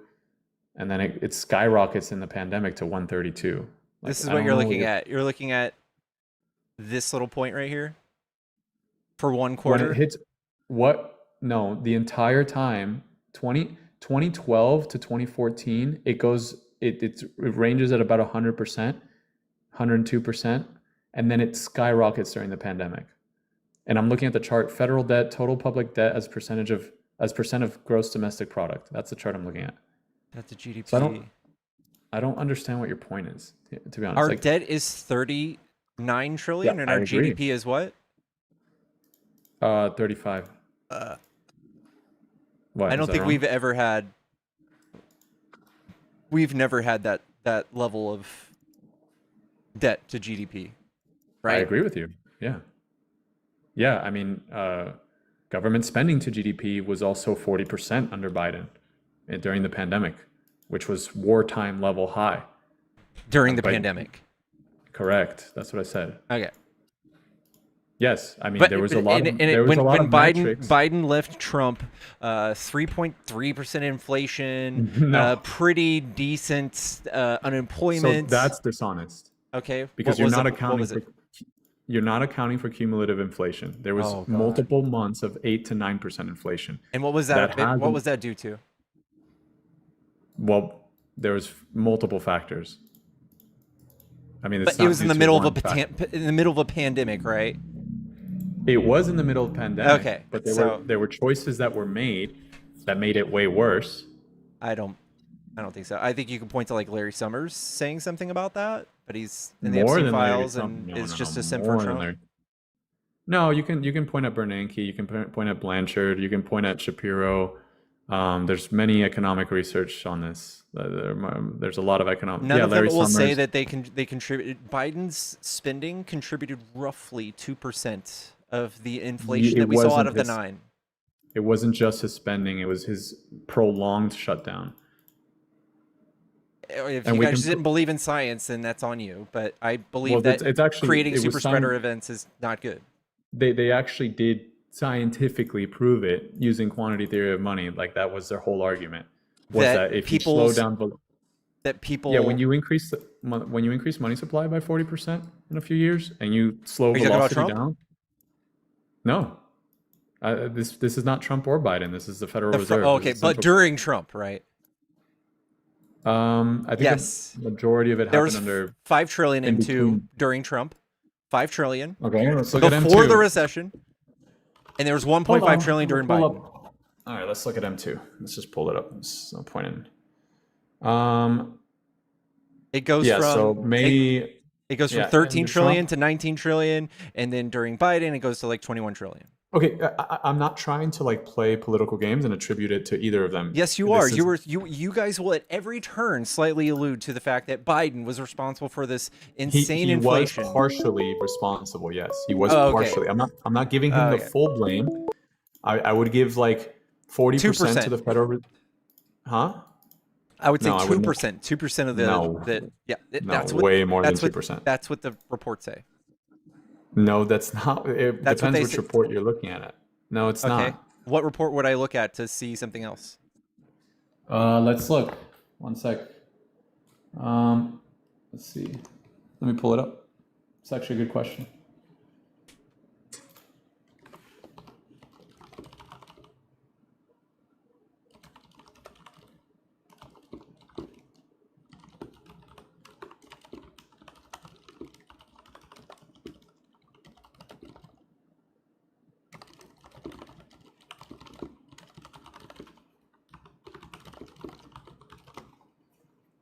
So when we're looking, by the way, when just to be clear, when I'm talking about Biden policy, the three things I'm talking about are the extra stimulus after so there was a stimulus under the CARES Act, right?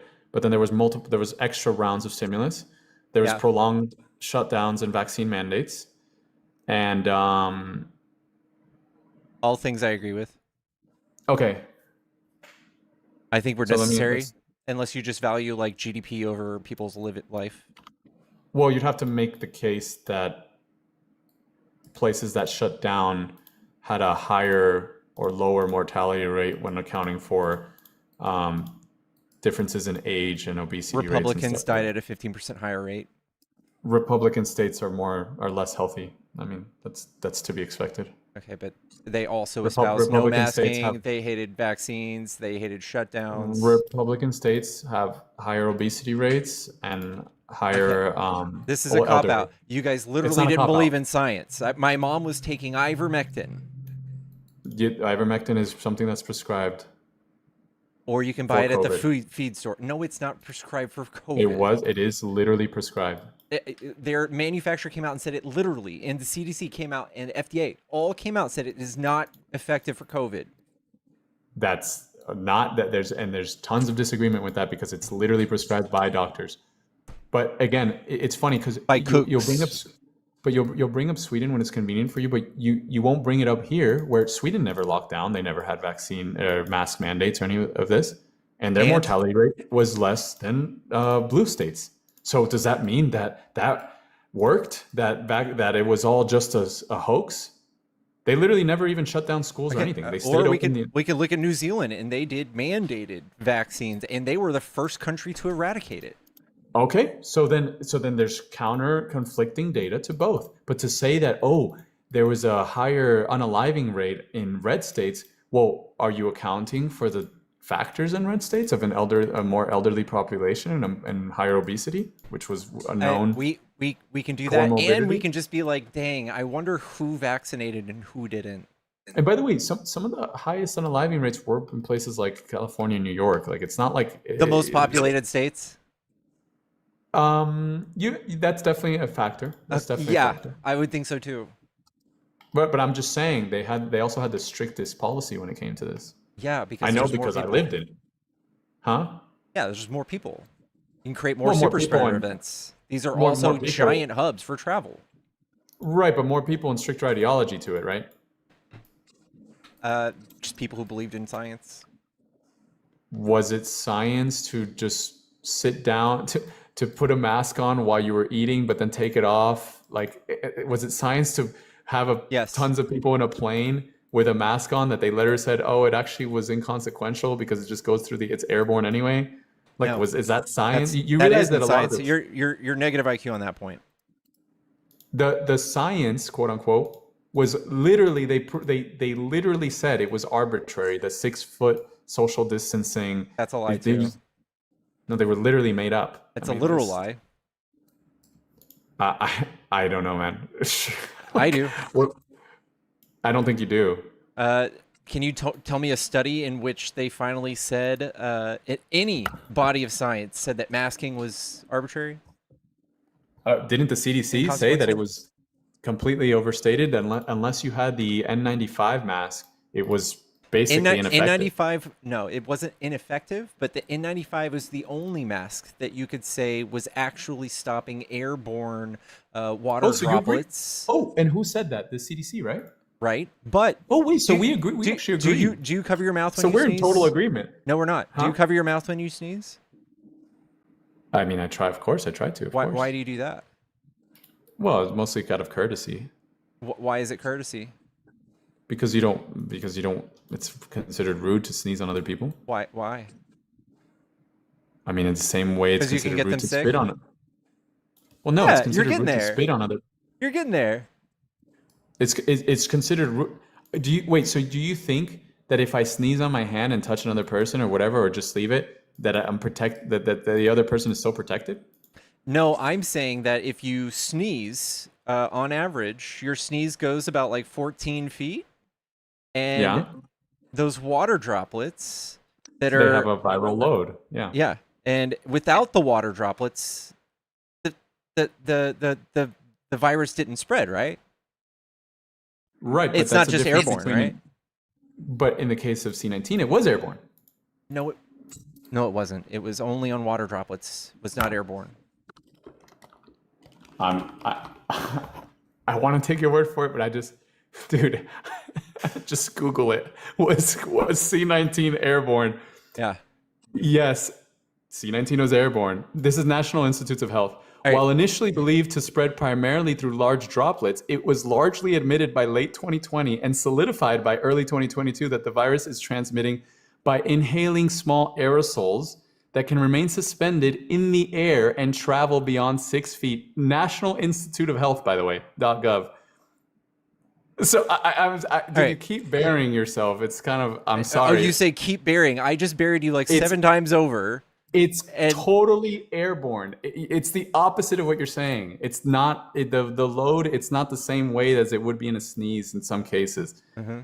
This particular unless we don't trust science, right? We're not unless we don't trust the National Institute of Health. But you let me know. I don't know. But anyways, whatever. We can go on to the next topic. The C19 thing was literally the CDC and the NIH came out and said a lot of these things that were initially believed were completely wrong and misinformation. Okay. Here's what I'm talking about. People. Here's what that's dumb. When you sneeze, you're pushing water droplets out 14 feet. Even if you weren't wearing an N95 mask, your mask would muffle that sneeze to like 6 feet. That's why they said 6 foot social distancing. Which was turned out not to be effective because of the nature of C19 as opposed to other transmittable viruses. So I'm not disagreeing with you. I'm just saying you're missing a key variable here, which is that C19 is airborne, despite you saying that it's not airborne. There was nothing that said the consensus social distancing was ineffective. It was overstated. It's not that it was completely ineffective. Obviously, if I distance myself 100 feet from you, I'm not going to get C19. But the 6 feet was arbitrary, and it did not was not effective the way that they initially implied. The exact 6 foot, maybe 7 foot in some instances, maybe 8. Maybe 20.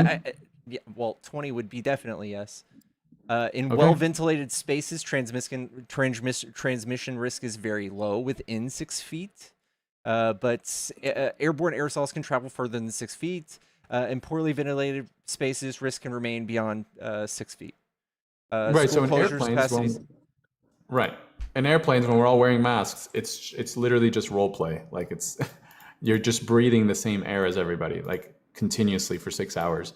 So that was the point that was made by many people on the right that was censored, but you're not willing to admit that because it goes against your narrative of, oh, well, I didn't. Republicans don't trust the science. No, if you guys, okay, first of all, social distancing and all these things almost didn't permit flying, right? It wouldn't even be I permitted flew flying. many So, like, times. okay, It did. okay, Many so, people flew. okay, I'm just saying that, yes, if you were a smart person with a brain, you wouldn't even get on a plane. Well, it depends on your Right? situation. You don't know someone's situations. I got on planes because I had family that was very ill, not because of C-19, but because of other things. So I had to get on a plane, despite my intellect. Against, Did you get vaccinated? I don't want to say my status on. You did, because you flew, right? No, I didn't. That's dumb. Why is it dumb? Because I'm you young. flew. I have no health issues. Yeah, I'm I know, young. but you're a vector for COVID. That you're just selfish. It's not selfish. You get it anyway. It literally, that's another, it can be transmitted whether or not you have it or you have the Yeah, but the vaccine. pathogenic load is much smaller if you're vaccinated. Okay, great. So you're wrong About what? about it all being the same if you're young. You carried a It is the full-blown COVID-19 flu to your grandmother versus somebody who was vaccinated and asymptomatic and had a very small pathogenic load. You're more likely to kill your grandmother, not me. It was the opposite. She gave, but sure. I don't know. Are you trying to You give went me and visited vaccine your advice? relatives unvaccinated. That's great. Did any die? She's the one who was on that. Bro, you should meet them. Like I was actually the more like, oh, you should get vaccinated. Like, I do believe that if you were a certain demographic group, you should absolutely get the vaccine. Like if you were elderly or you had a lot of comorbidities, of course you should get the vaccine. Okay, I got vaccinated because I care about my grandparents. Well, if you cared about your grandparents, you would just tell them to get vaccinated. It's more important than you getting vaccinated. They wouldn't because they believed in the misinformation your party espoused. It wasn't misinformation. A lot of it ended up being true. And None of it was true. by- The a lot of it was true. You think the COVID vaccine was unsafe? No, that part was overstated. I mean, it depends what you mean by unsafe. For certain demographic groups, yes. Like for young children, yes, it was considered to be more of a risk than a But we're talking about the entire party and having entire platforms to call themselves purebloods because they're not vaccinated. Yeah, they like to be. They're edgy. fucking insane. They just like to be. They're just having fun. Let them be. They're not having fun. It's a cult. I don't think it's a cult. There's a lot of disagreement on the right about the vaccine. Yeah, you're not allowed to have disagreements politically and be a politician on the right. We have tons of disagreements on the right. It's the left that's in lockstep. Yeah? Yeah, absolutely. Yeah. Can you tell me about how Thomas Massey is no longer suitable for his position? Or And what, Liz another Cheney Republican or one? Adam Kinzinger or you guys replaced him with a pro-Trump, pro-Epstein, pro-Israel Republican. And I mean, what's the problem with that? There was That's pro-Israel you literally Republicans all that walking lost. in lockstep. Marjorie Taylor Greene, same thing. Anybody who wasn't for releasing or keeping the Epstein files hidden, out. You guys are out. Liz Cheney, Adam Kinzinger, even Mitch McConnell, anybody. They're at threat of losing their jobs. You get your wife called a dog, you have to turn around and start sucking dick after that. You have to start sucking Trump's dick and saying, I love you, he's the best president ever. I mean, the Republican Party, being a political party that's focused on winning and passing legislation and whatever. So you guys are in lockstep to win. Well, from politics, if you're talking about the political realm, yes, the Democrats and Republicans, there is an adherence to the party. No, we eat our own. We eat our own. Hold If on. somebody comes out and is No, you considered a don't. No, you don't. rapist, they're out. You could literally have a guy with a Nazi tattoo that's literally. Give me a break. Huh? Give me a break. Dude, you guys are reaching so hard. You guys are literally doing Nazi things, and you're like, look at Like this what? guy's tattoo. It's It's not just his okay, I'm just saying that it's you guys have allowed the most extreme of your party. All right. Thank you so much, Melanie, for the $40 to kick dishonesty until COVID-19. Additionally, there's economic consequences of long-term COVID. There's some papers on it. Thank you. Dude, for y'all, do you guys run entire campaigns on hunting down rhinos? You guys literally are all about anybody who doesn't just slurp Trump. They're out. They're out. And that's why none of you guys can have any sort of critical thought on this.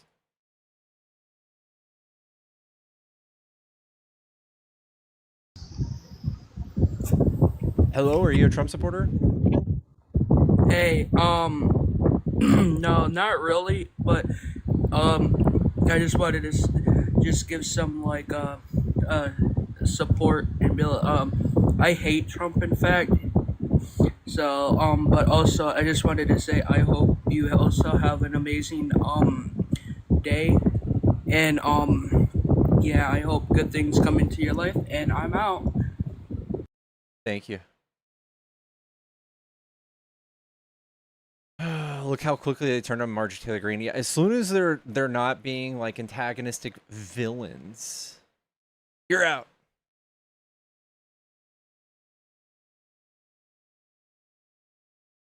The Situation Room because Trump likes press.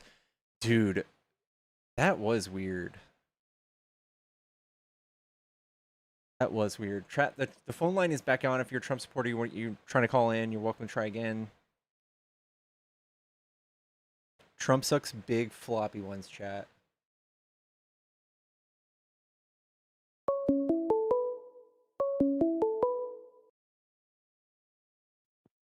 Hello, is this a Trump supporter? Yeah. Are you over 18? Huh? Are you over 18? Yeah.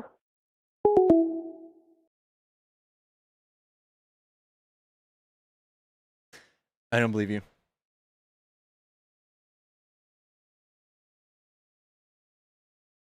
How many people on here have now seen people crying because they lose their jobs? I've met people who wouldn't even take. There was somebody up on my panel the other day that lost his job because he wouldn't take a COVID test, a saliva test. He wouldn't take a test and lost his job. That's how far radicalized they got.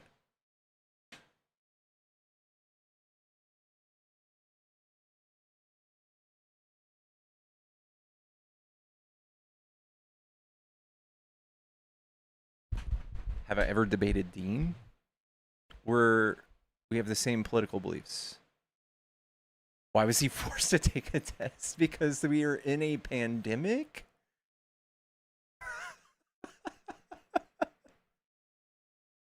Saliva test, dude.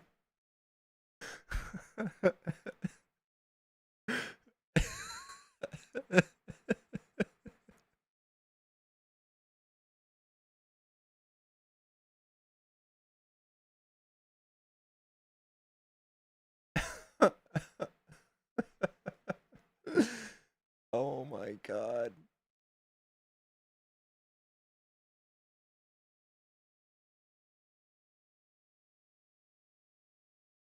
So force people to take a test.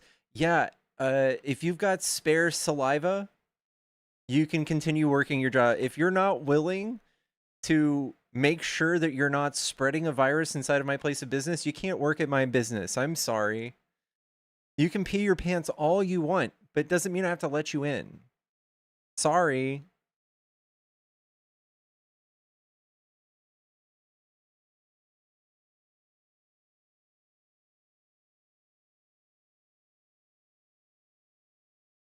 Doesn't get along well with others. Yeah. Like multiple businesses, multiple like jobs require you to get vaccinated, by the way. Every single child attending public school had to be vaccinated, right? And I think a test was a very good alternative. I think it's very fair if they supplied it too. Like, Jesus Christ, dude.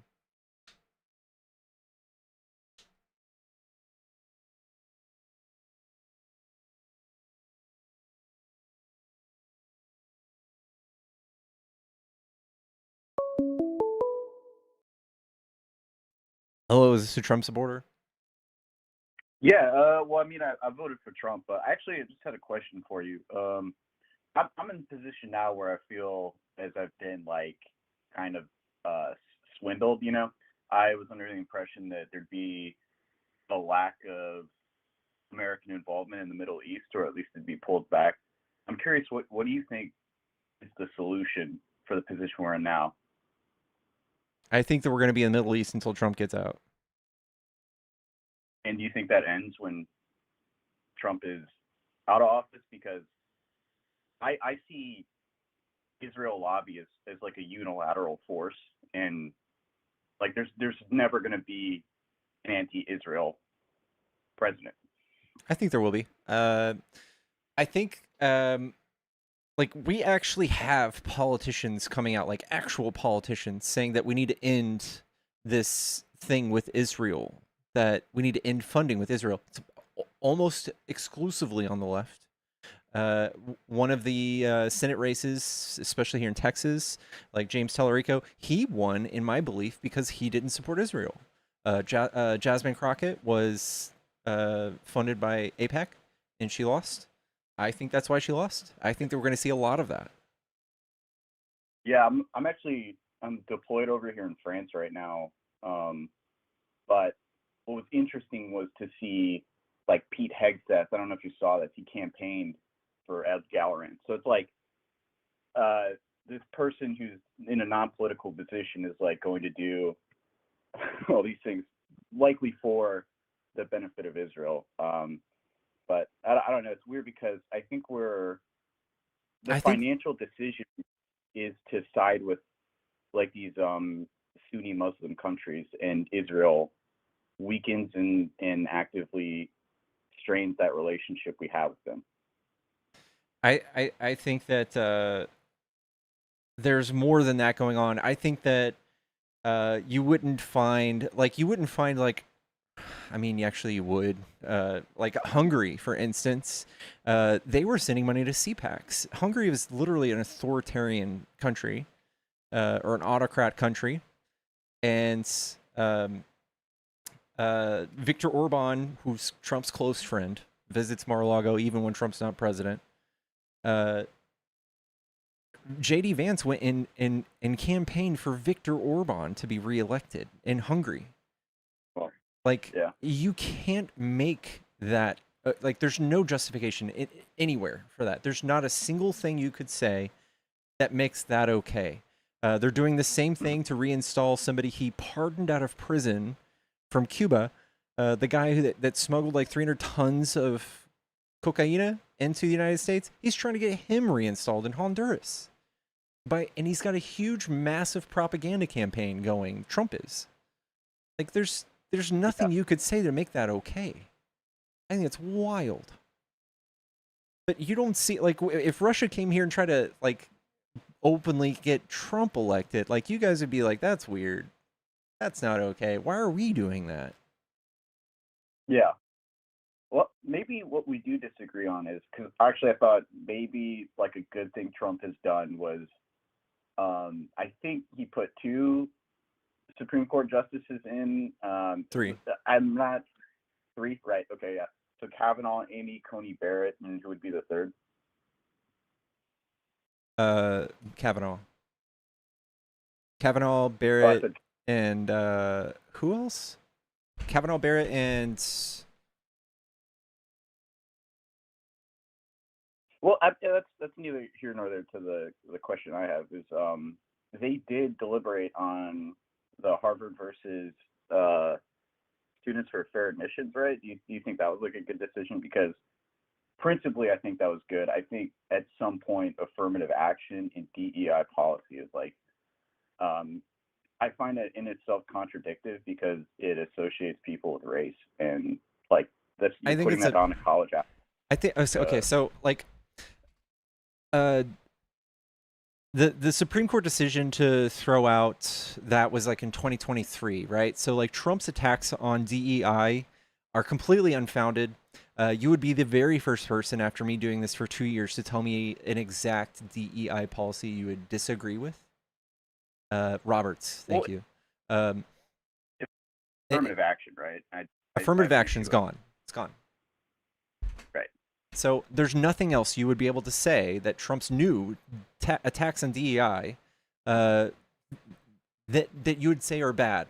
So we have nothing but like studies showing that DEI is helps the profitability of a company. By the way, there's a Harvard study on this. There's a Forbes study on this, and it's doing things such as my favorite one is like if you didn't know. 20%, you're 20% less likely to get a call back on a resume if you have like an ethnic sounding name or a black sounding name. Yeah. So to stop that, I mean, we would do blind resumes. That's DEI. Mhm. So I Yeah, think I it's guess mostly removing race from the equation is what DEI is. Yeah, I think the most like, at least for college admissions, I think that's where the stark like disproportionality is. It's like African American students can perform well under like Asian American counterparts, and like there'd be a huge discrepancy, and it comes into like this argument of like, is it the college board's institution to like right these wrongs? Where I think the most important metric to grade these candidates on would be like their financial situation. That's to me where you should allow. So I think Trump is a complete hypocrite in this regard. I think this is just a social wedge issue to manufacture outrage and to manufacture consent for them to delete all sorts of federal funding and programs and agencies that that helped things. I think that it's complete boogeyman. I think that it is just light racism light. Not to offend you, but like anybody who believes this is buying into like their justification to erase monuments and slave historical things. That we just had this reversed yesterday, I think. But Trump did this thing where he like erased all sorts of stuff from like the Smithsonian about slavery, about like black historical war heroes, all of this stuff because it was determined DEI. Also, like removing pride flags from places. Like all this stuff is so fucking benign. In fact, it's harmful, I think. And what he's trying to do is stop having people be more aware of like social injustices and things that happened in our past that aren't exactly things to be proud of. So I think they're boogeyman. I think it's stupid. But Trump, just for instance, half of his appointees, like 13 people in his administration, they're just billionaires, right? They have no idea what they're doing in their respective departments. They're just doing what they're being told. Some of them are just 20-year-old men that straight out of college that I think the guy he just hired to lead the director of counterterrorism, he has no reason he's there. There's no reason that guy is there. He has no background whatsoever. I don't know, like he's not a billionaire, but if he was, what would a billionaire have like in terms of merit that would make them more effective in counterterrorism? I just don't think that's a thing. Was that that Joe Kent was in? I'm sorry? Was that the position that Joe Kent left? I'm pretty sure, right? Joe Kent did, yeah. Oh, okay, yeah. Yeah, I mean, I agree with you there. I think like this is like a level of cronyism, but it's interesting. I met Charles Kushner a couple months ago because he's the ambassador over here. But yeah, it's bizarre. Like they flew in and they're like, "Thank you guys, you know, glad you're out here," and then they flew out of our little base. But it's all just like a Tony show. But I'll let you go. I just want to say there's a guy earlier calling about like he had like a huge issue with like nationalization, and I think the United States is one of the few countries that hasn't nationalized its oil. And I just came back from the Middle East and seeing like the abundant wealth of all these Sunni Muslim countries, and they all have one thing in common: is it's like they've nationalized their resources. Yes. Like wealth is owed Yes. from the people to the land. Holy fuck. Yes. Okay, here's a great thing that I just learned. Saudi Arabia, same size as Texas, same GDP as Texas, same population as Texas. You would fucking never know. You would never know. If you look at Texas, they don't fucking do anything for us. They don't do fucking shit. We're ranked one of the worst school systems in America. We were dead last for a minute. And Trump just cut DOE funding. I'm sure we're gonna get back to dead last again soon. But look at Saudi Arabia. They live in the fucking future, dude. They're building the most insane projects over there. Yes, we should Yeah, I was thinking absolutely of- nationalize oil. Hey, but like Qatar would be the example I have, and it's like just a crime-free. I mean, yeah, you could be like, well, maybe it's Sharia law, but I wouldn't say Sharia law is very strict in these areas. Like women walk around without hijabs. I think that's something like Americans don't consider. Is like what they consider Sharia laws in countries like Iran, where it's like Shia or super strict, like Indonesia. But yeah, it's pretty comparable to like American society. But yeah, I mean, good luck to you, man. I appreciate it. Thank you. Yep. All right. Guys, if you're calling with a blocked phone number, I'm not answering. Too many people abuse my phone line, so if you're gonna abuse it, I get to block you, and then they try calling with unknown number, and I can't block that, so I have to block all unknown numbers.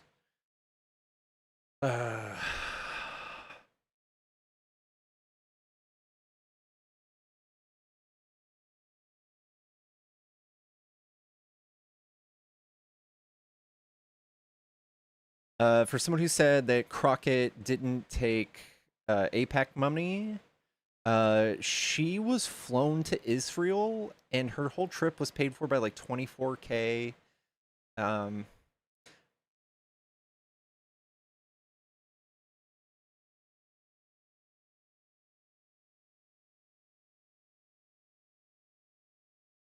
And she wouldn't denounce Israel. That was another thing.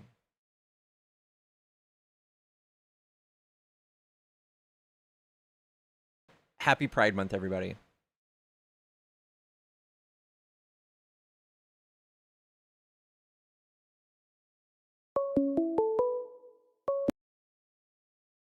Hello, is this a Trump supporter?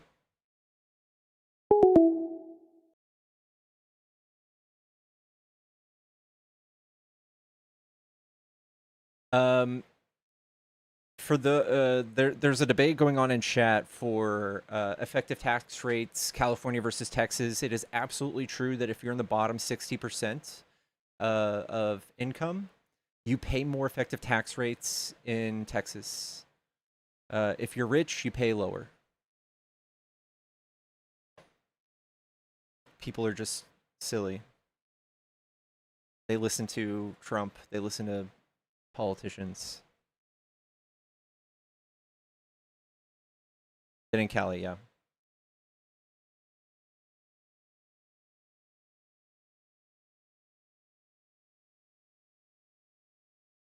Do you think she could beat Paxton if she was anti-Israel?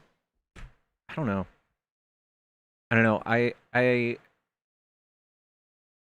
really like Tallarico. And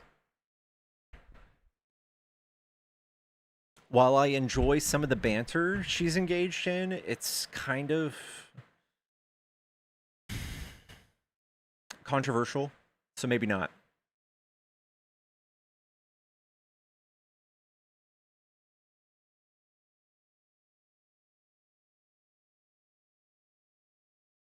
Texas too racist and sexist, I agree. I live in Texas. Don't love it here.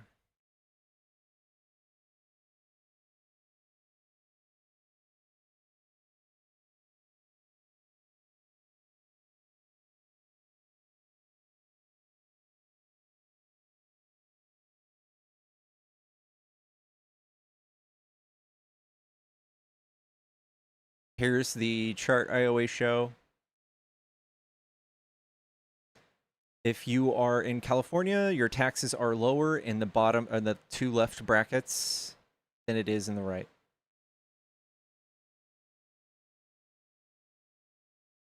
How do I feel about Hunter Biden doing his media tour? You know what? I'll take it. If Hunter Biden can win us a presidency, then let's do it. I'll take it. I'll do anything to fight fascism. I'll do it. The only shtick I have, I keep saying this, he has a 7-year-old daughter he doesn't talk to, which is fucking weird. I just can't make it make sense.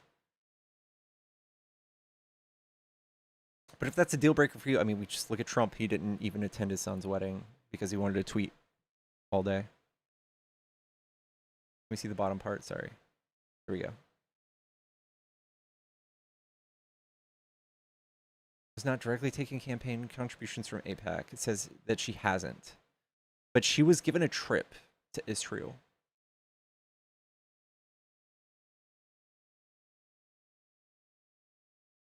Had a planned false flag attack.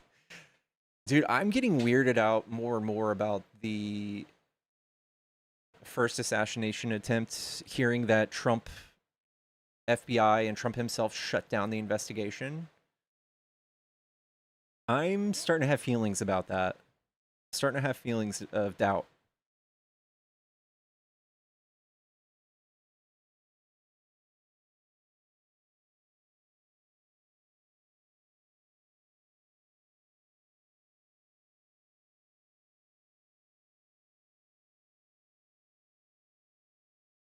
Years don't grow back. Cartilage doesn't grow back.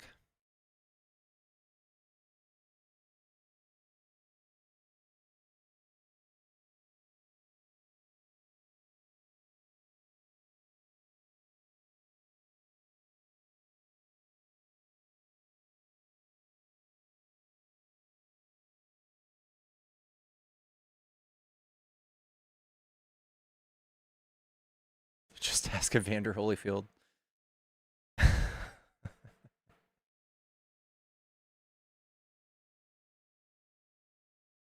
Said he had a nickel-sized hole in his ear.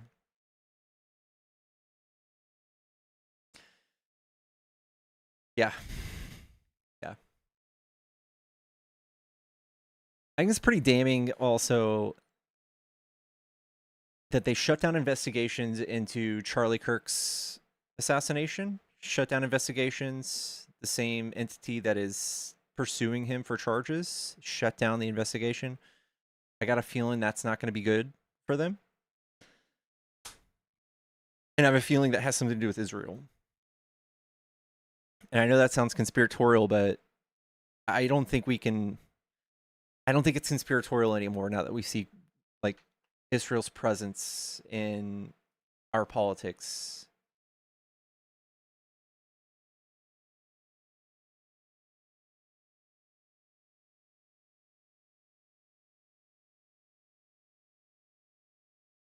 Look at this. Look at this. Alabama. This is by state. Alaska, Arizona.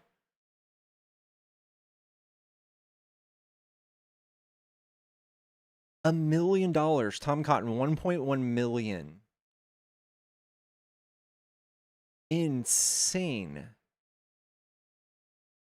Adam Schiff, $5 million fucking dollars. Get them all out, dude. Get them all out.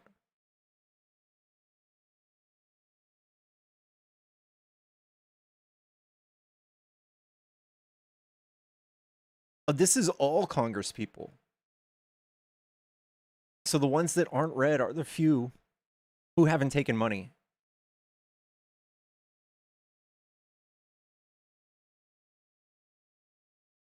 Jesus Christ. And I hear that they all get their own individual AIPAC buddy. Oh shit, I've got this all covered up. Look at this. Look at this. You're missing a row too. This is called AIPAC tracker, y'all. The coming midterms.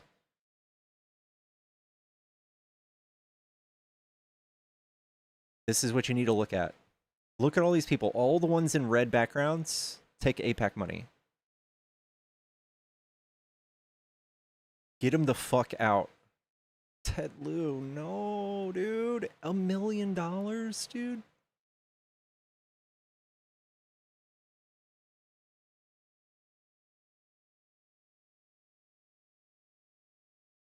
I guess gray means it's like minimal.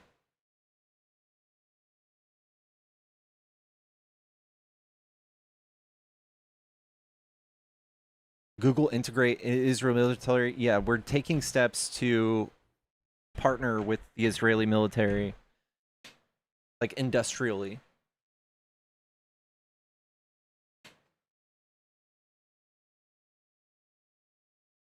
And some say that's like something that will never be reversed. Like once we're in there, once we're integrated industrially, there's like no going back. This is all of them, by the way.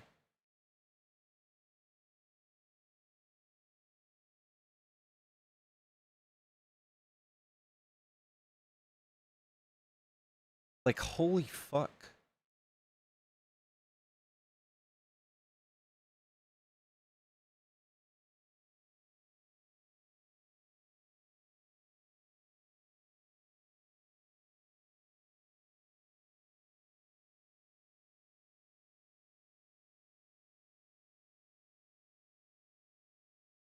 Our militaries will be industrially combined in a complex way.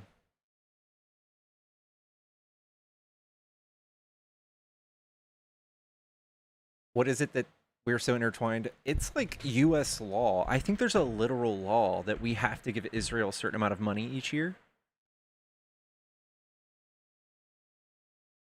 But I think they just literally they turn around, they take the money we give them and they buy our politics to get more.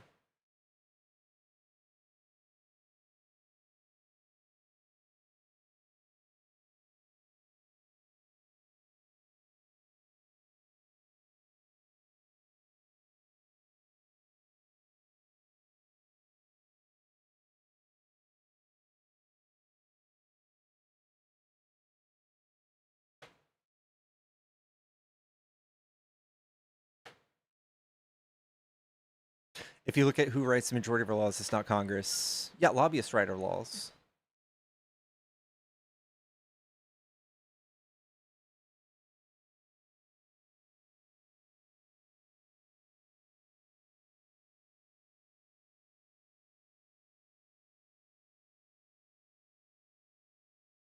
They try to spy on us all the time.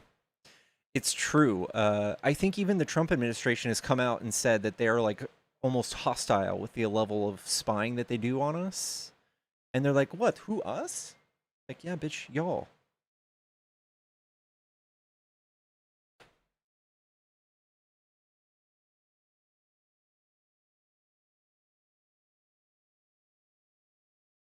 And then they bomb the USS Liberty. Yeah.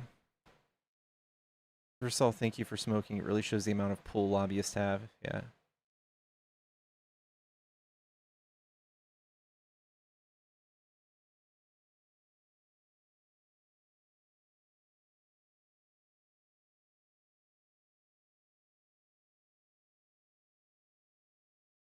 Chat, I do have a Cash App and Venmo and PayPal in the bio, in my link tree, in my main screen of my page.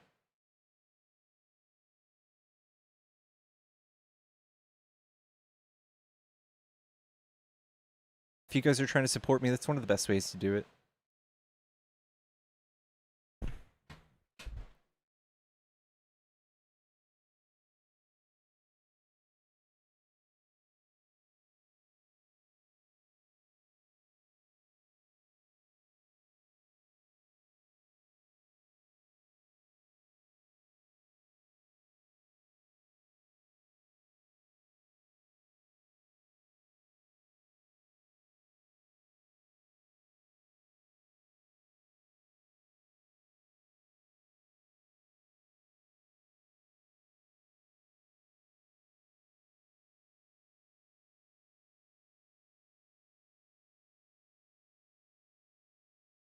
Guys, we are looking for Trump supporters. If you're trying to debate, hop in the box. Come tell me why you like Trump. Be well, dude. Thank you so much, April. Thank you for the 20. Much love. Much love.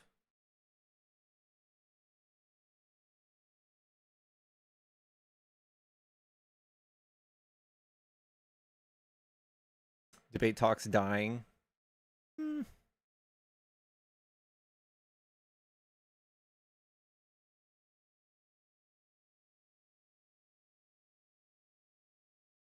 I saw that they put up the curtain, Jay.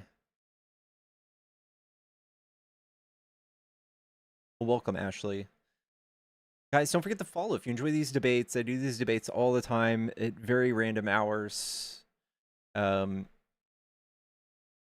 Tonight, I am going out to eat sushi with my mother, so I won't be on in the evening, maybe later.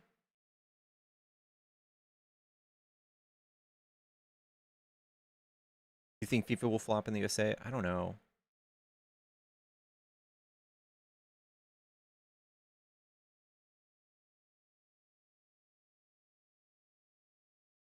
Tell your mom I love her. Well, very random hours is an understatement. Y'all, I'm trying so hard. I'm trying so hard. In fact, I haven't even had caffeine today. I didn't have caffeine yesterday. And I haven't today. Does ivermectin help with raw fish parasite risk? uh, uh, you know?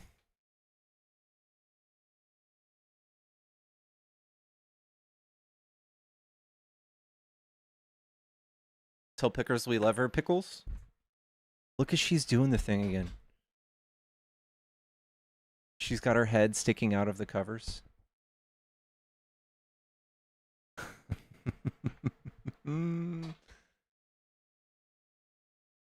Crockett was red on APAC tracker site, but the dollar said 0.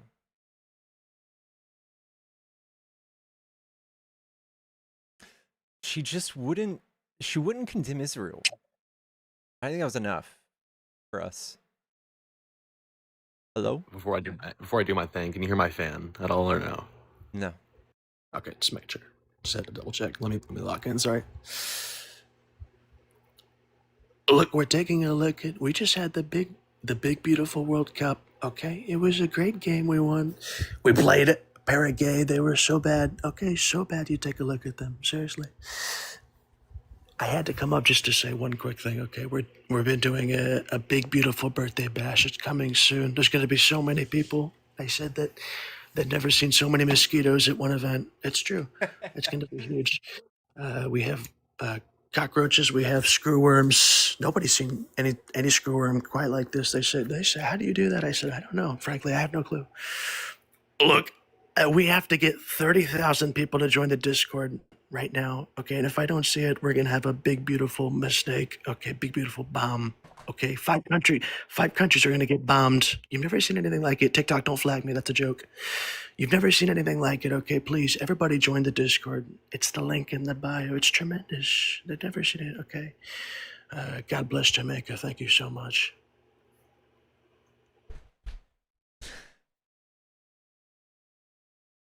Tantans.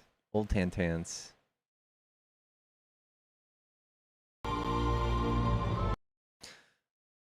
Ooh, we hit 25K. I think that was tonight. Thank you guys for 25K, guys. This is my link tree, and if you guys are trying to join my Discord, you just click on this top link. And that's how you get there. And you have to accept the rules, and then you're in if you need help. I also have merch. If you guys are trying to buy merch, we have a hat and a shirt. I'm wearing the shirt today. And these are my pay apps, and I also have an Amazon wish list. What does this look like? I got cheese on there. I have a fan. That fan is so much oof. I need to take this off. We have a spray paint and phone so that we can do some spray paint sketches. I need to take that off too. But if you guys are trying to spoil me and buy me a treat, this is how you can.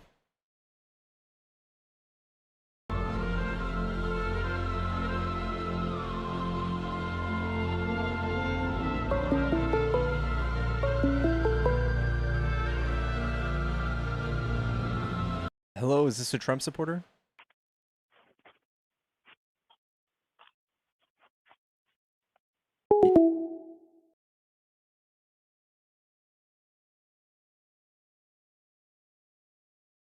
Does Discord require my saliva for testing?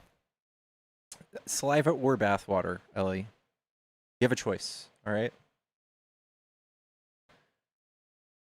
And we do movie nights.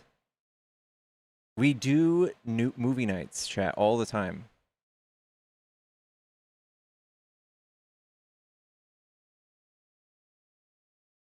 I'm yanking your chain. We don't take saliva.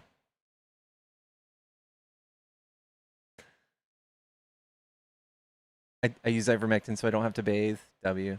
Life hacks, honestly.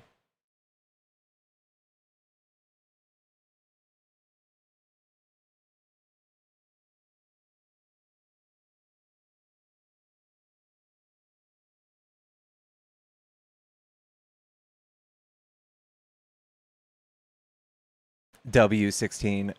We do movies quite a bit. In fact, we might be doing a movie this morning. We might let her hair down this morning. Might let her bush down, if you will. Let's let her bushes down. Let's watch a movie this morning. Idiocracy every time. I wouldn't mind watching it again.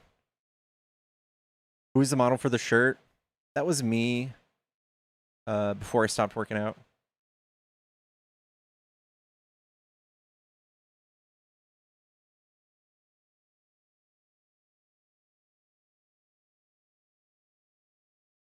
The new Scream movie was disappointing. I heard it was not bad. I wasn't a huge fan of scary movies in general.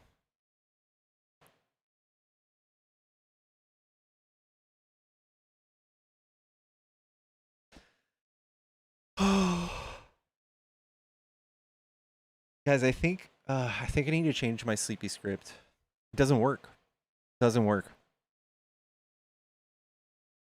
You never saw Idiocracy? Dude. I want to see a Michael Jackson movie.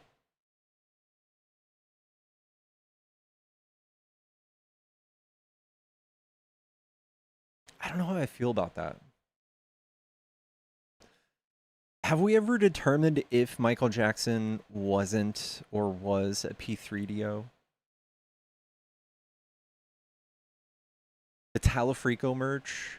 Loved Backrooms. I kind of want to watch Backrooms, but it's not out to rent yet, so can't steal them.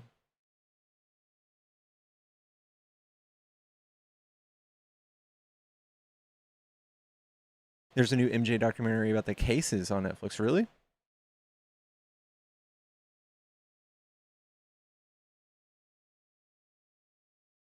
One of the kids took back their testimony, and the other kid's dad unalived himself. I think that was guilt. Woof. Gail, thank you so much.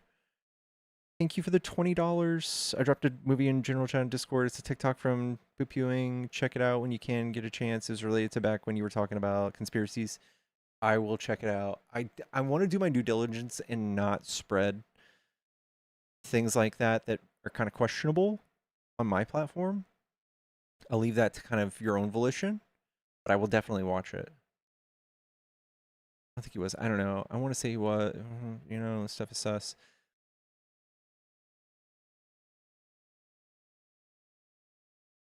No, chat. I pirate most of my movies we watch on Discord. Don't you worry about that.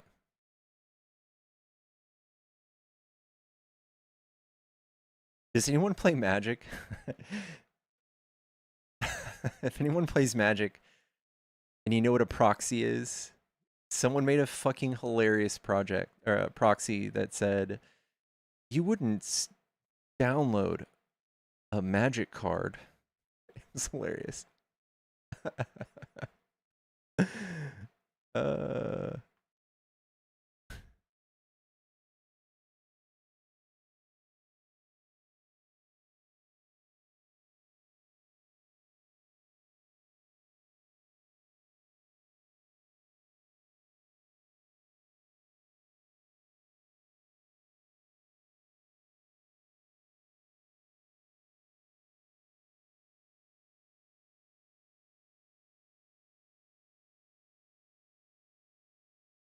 Gosh, it's so sad to see how many people have been paid by Israel.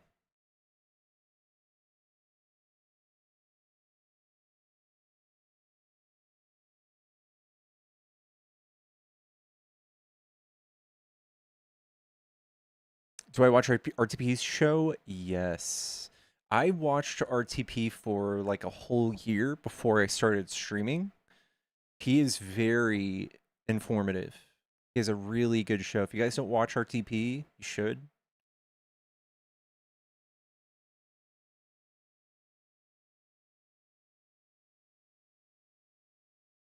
Of the E-Class P3D O-ring is painted in that light, but I don't know. I can see that. I can see that. Also, just his weird surgeries. I think it just made him an easy mark for allegations. Wait, did you say RTP? Yes, RTP.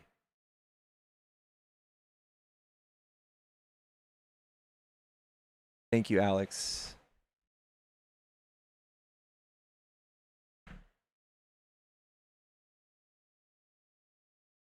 RTP, I think he used to cover a lot of like sports betting. And now he's just politics. He's very smart.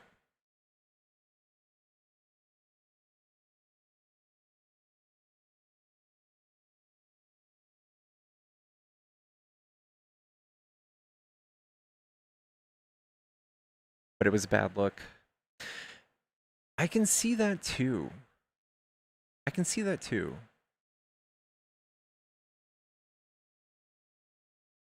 He's a Scorpio.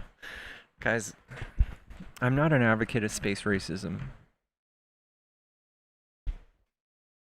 It just kills me. Guys, it kills me. Empress, girly.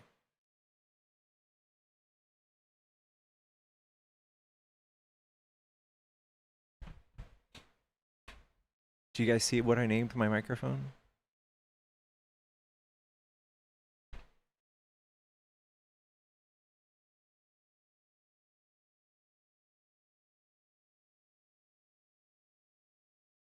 Spoken like a tree, Leo. Fuck off. Fuck off.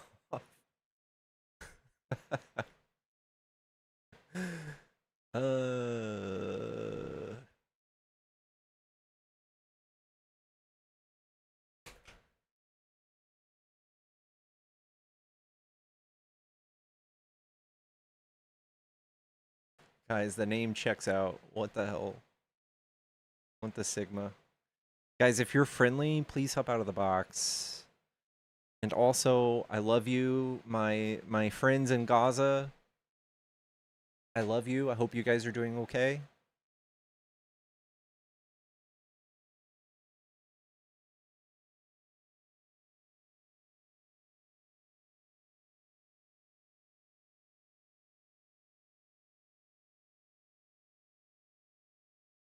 Recent stuff on the election. No. Is someone should talking Leos? No, I'm a Leo. I'm also born year of the dragon, which means nothing. It means, come on, y'all. Get it together. Get it together, y'all. Guys, I am going to host a whole, you know what? If debate talk doesn't survive this MAGA wave, I'll go debating astrology, dude. I am an 88 kid.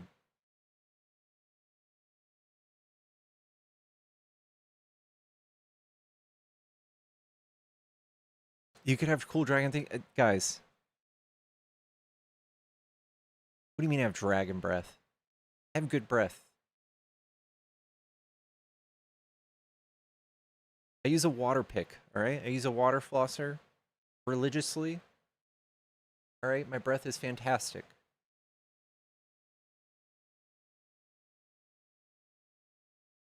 Ever played the Outlast Trials? No, I haven't.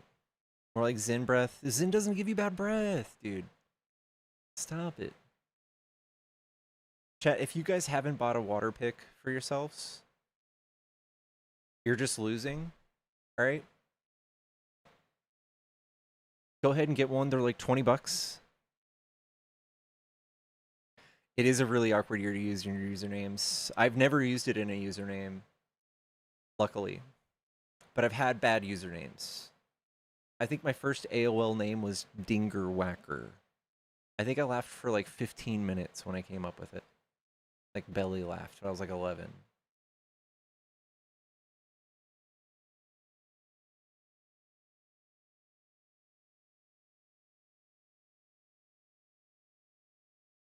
Tongue scraper.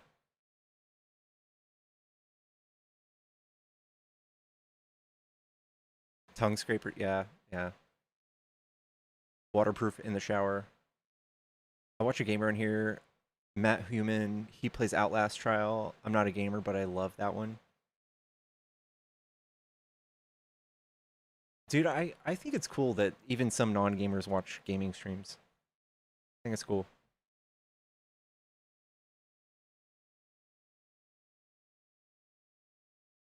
There's a water pick. There's like an attachment for your water pick to do tongue scraping and blasting your tongue.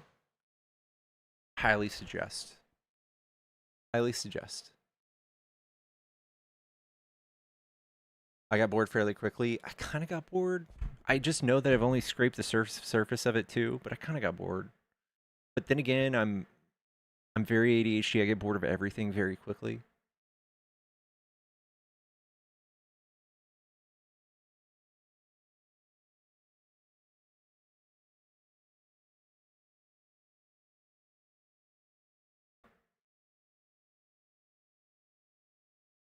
It's how you started gaming, was watching my favorite Aussie streamer, W tongue blasting. Hold on now. Hold on. Hold on.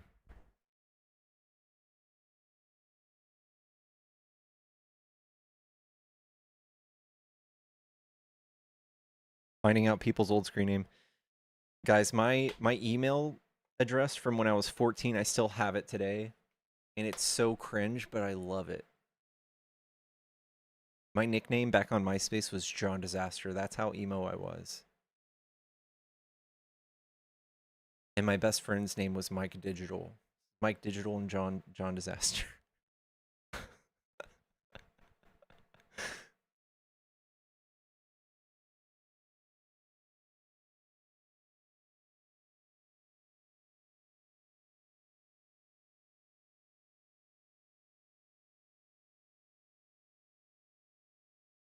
Conquistador.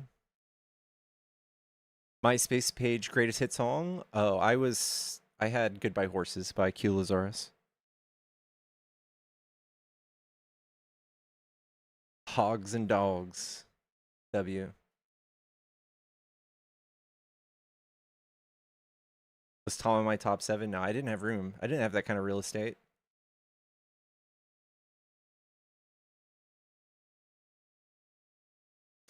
Lottie, I'm so sorry to hear that.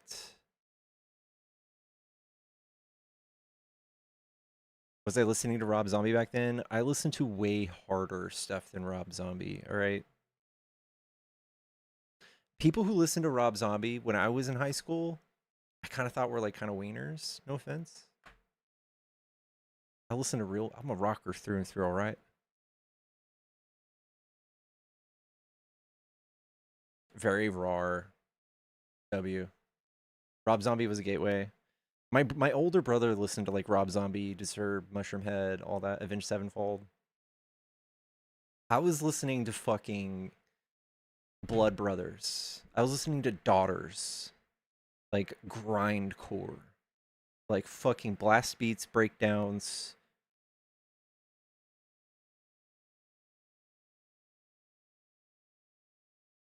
Anybody know who Daughters is? They just started a new band.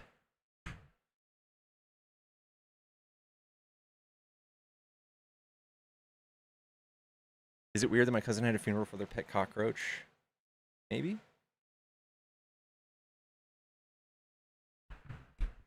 We listen and we don't judge, though. His movies are good. Decent. Some of them were really good. Some of them were like, eh. House of a Thousand Corpse, fantastic. The end kind of stretches too long, though. Like, you get like a knot in your stomach for like the last 30 minutes.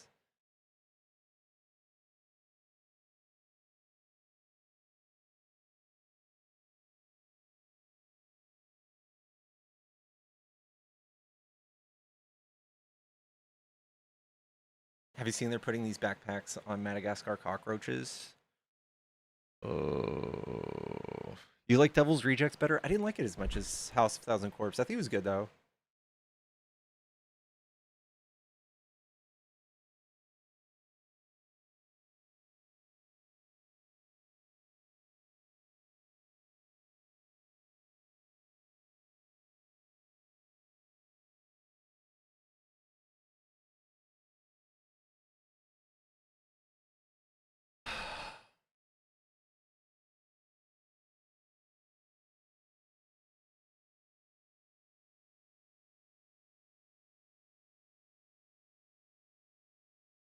Guys, I just re-upped my cheese inventory.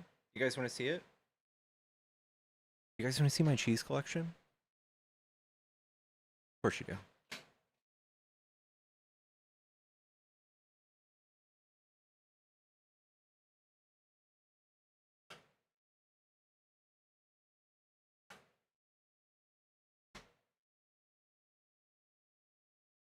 All right, actually this is from Moon. Moon bought me this set of cheese bricks. Big shout out to Moon. I love you so much. All right, there's 6 in here.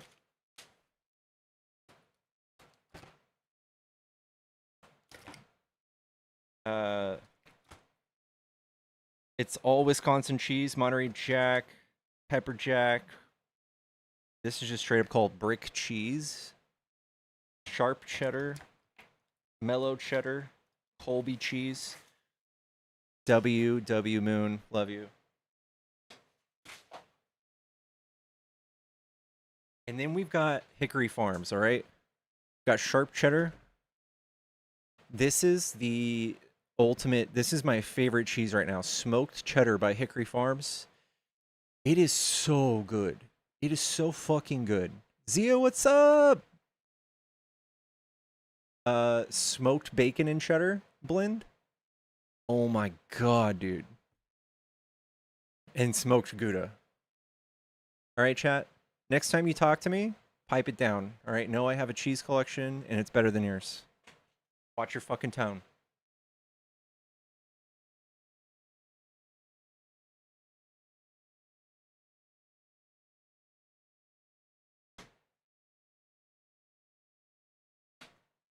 It's a lot of cheese. Yeah. Smoked Gouda. Yeah. All I'm saying is boot grenades. Cracker assortment, so real. I don't have any crackers though. It's not better than mine, but I'd try it. It is. Chipotle Gouda sounds great. The smoked cheeses, dude. I feel like Mark Zuckerberg talking about meats. Am I a fan of government cheese? Of course. Do you know that actually comes from the government subsidizing cheese? Did you guys know that?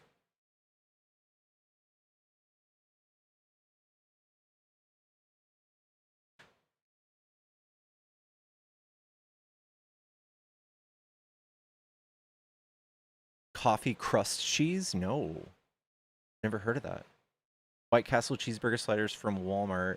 Like the ones in a box that are frozen?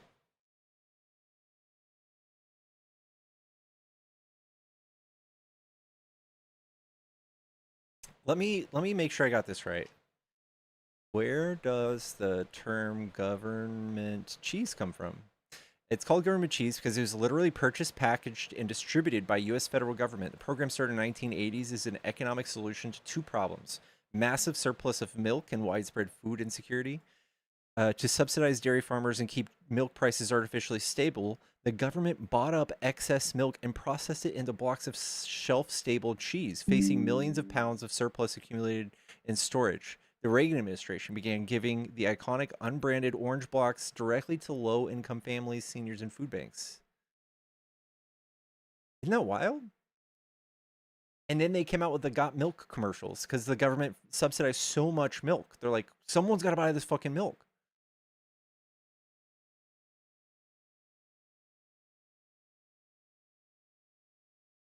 That's why.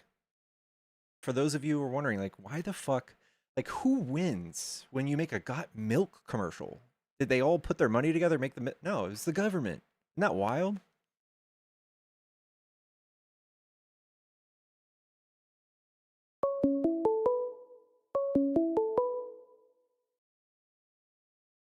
Hello, is this a Trump supporter? Hello? Hello, is this a Trump supporter? Do not like Trump. W. Is there something you want to say really quick? Yeah, no, just I hope he gets shot like Charlie Kirk. I fucking Yep. Chad, I do not endorse that message. Yep.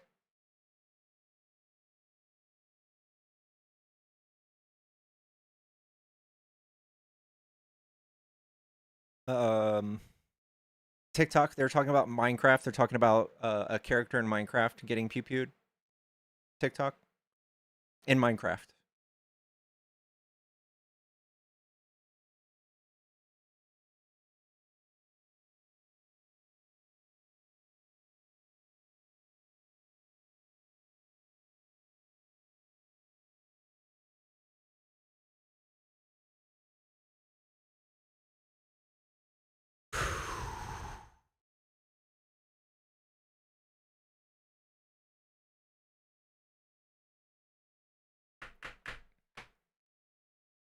We're coming up on 3 hours, y'all. We're coming up on 3 hours. I appreciate you guys coming to my cheese talk.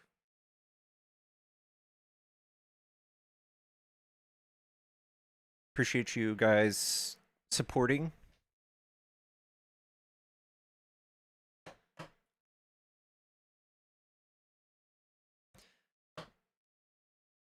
I don't know. I don't know. Chat. Do you guys want to watch a movie? Do you guys want to watch a movie?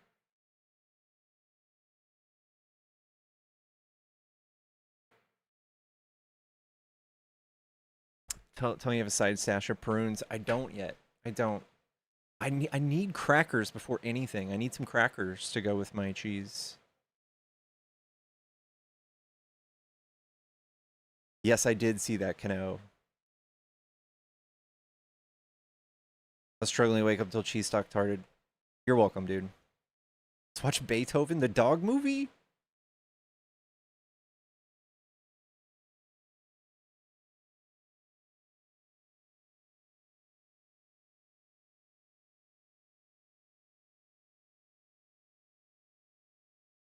What platform? We're gonna watch it on Discord. Let's watch a Hallmark movie.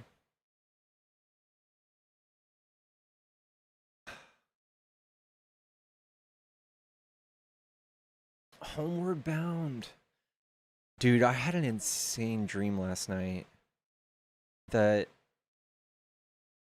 I was frequently setting this apartment building on fire, and that I lived in this like luxury apartment that people were trying to come and assassinate me.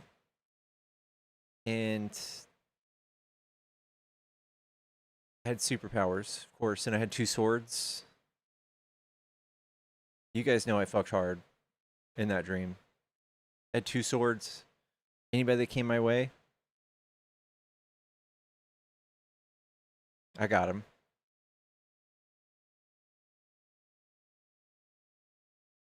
Seen the movie Chronicle? No.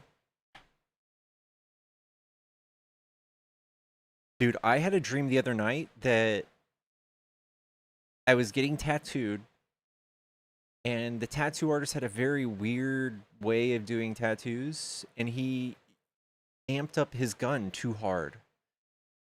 And he would like do the outlines really fast, and he'd be like, vroom, like this.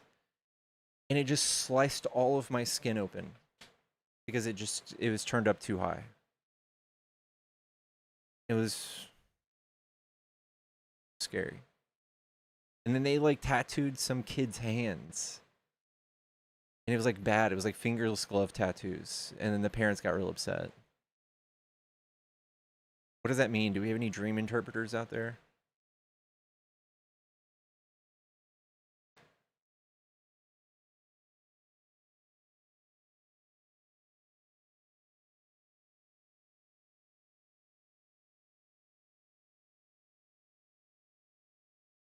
District 9 for movie? What's District 9?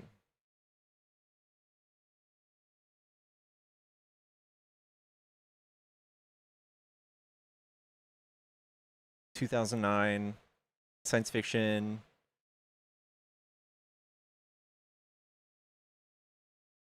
It's a great movie.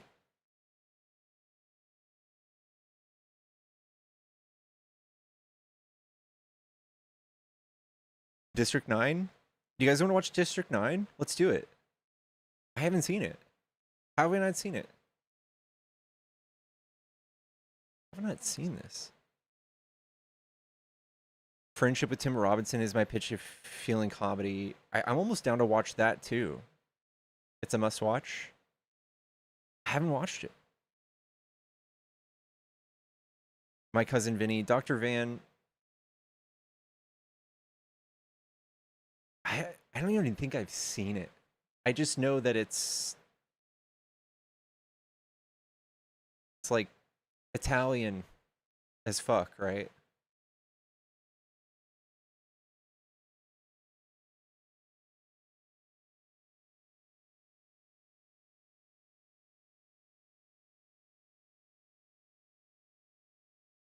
One of the faves.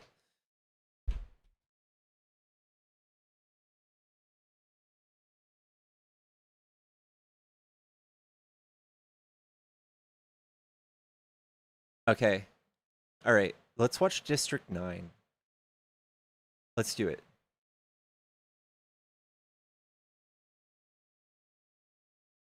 Let's do it. All right, everybody join my Discord. We're going to go watch a movie.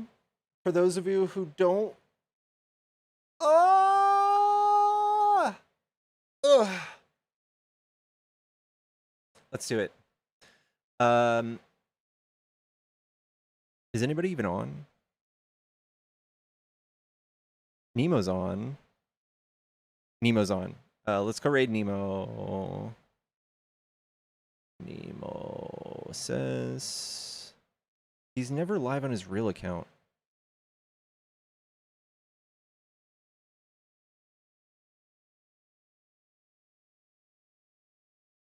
How? Yeah, he's live. It's at .nemos at nemo.says.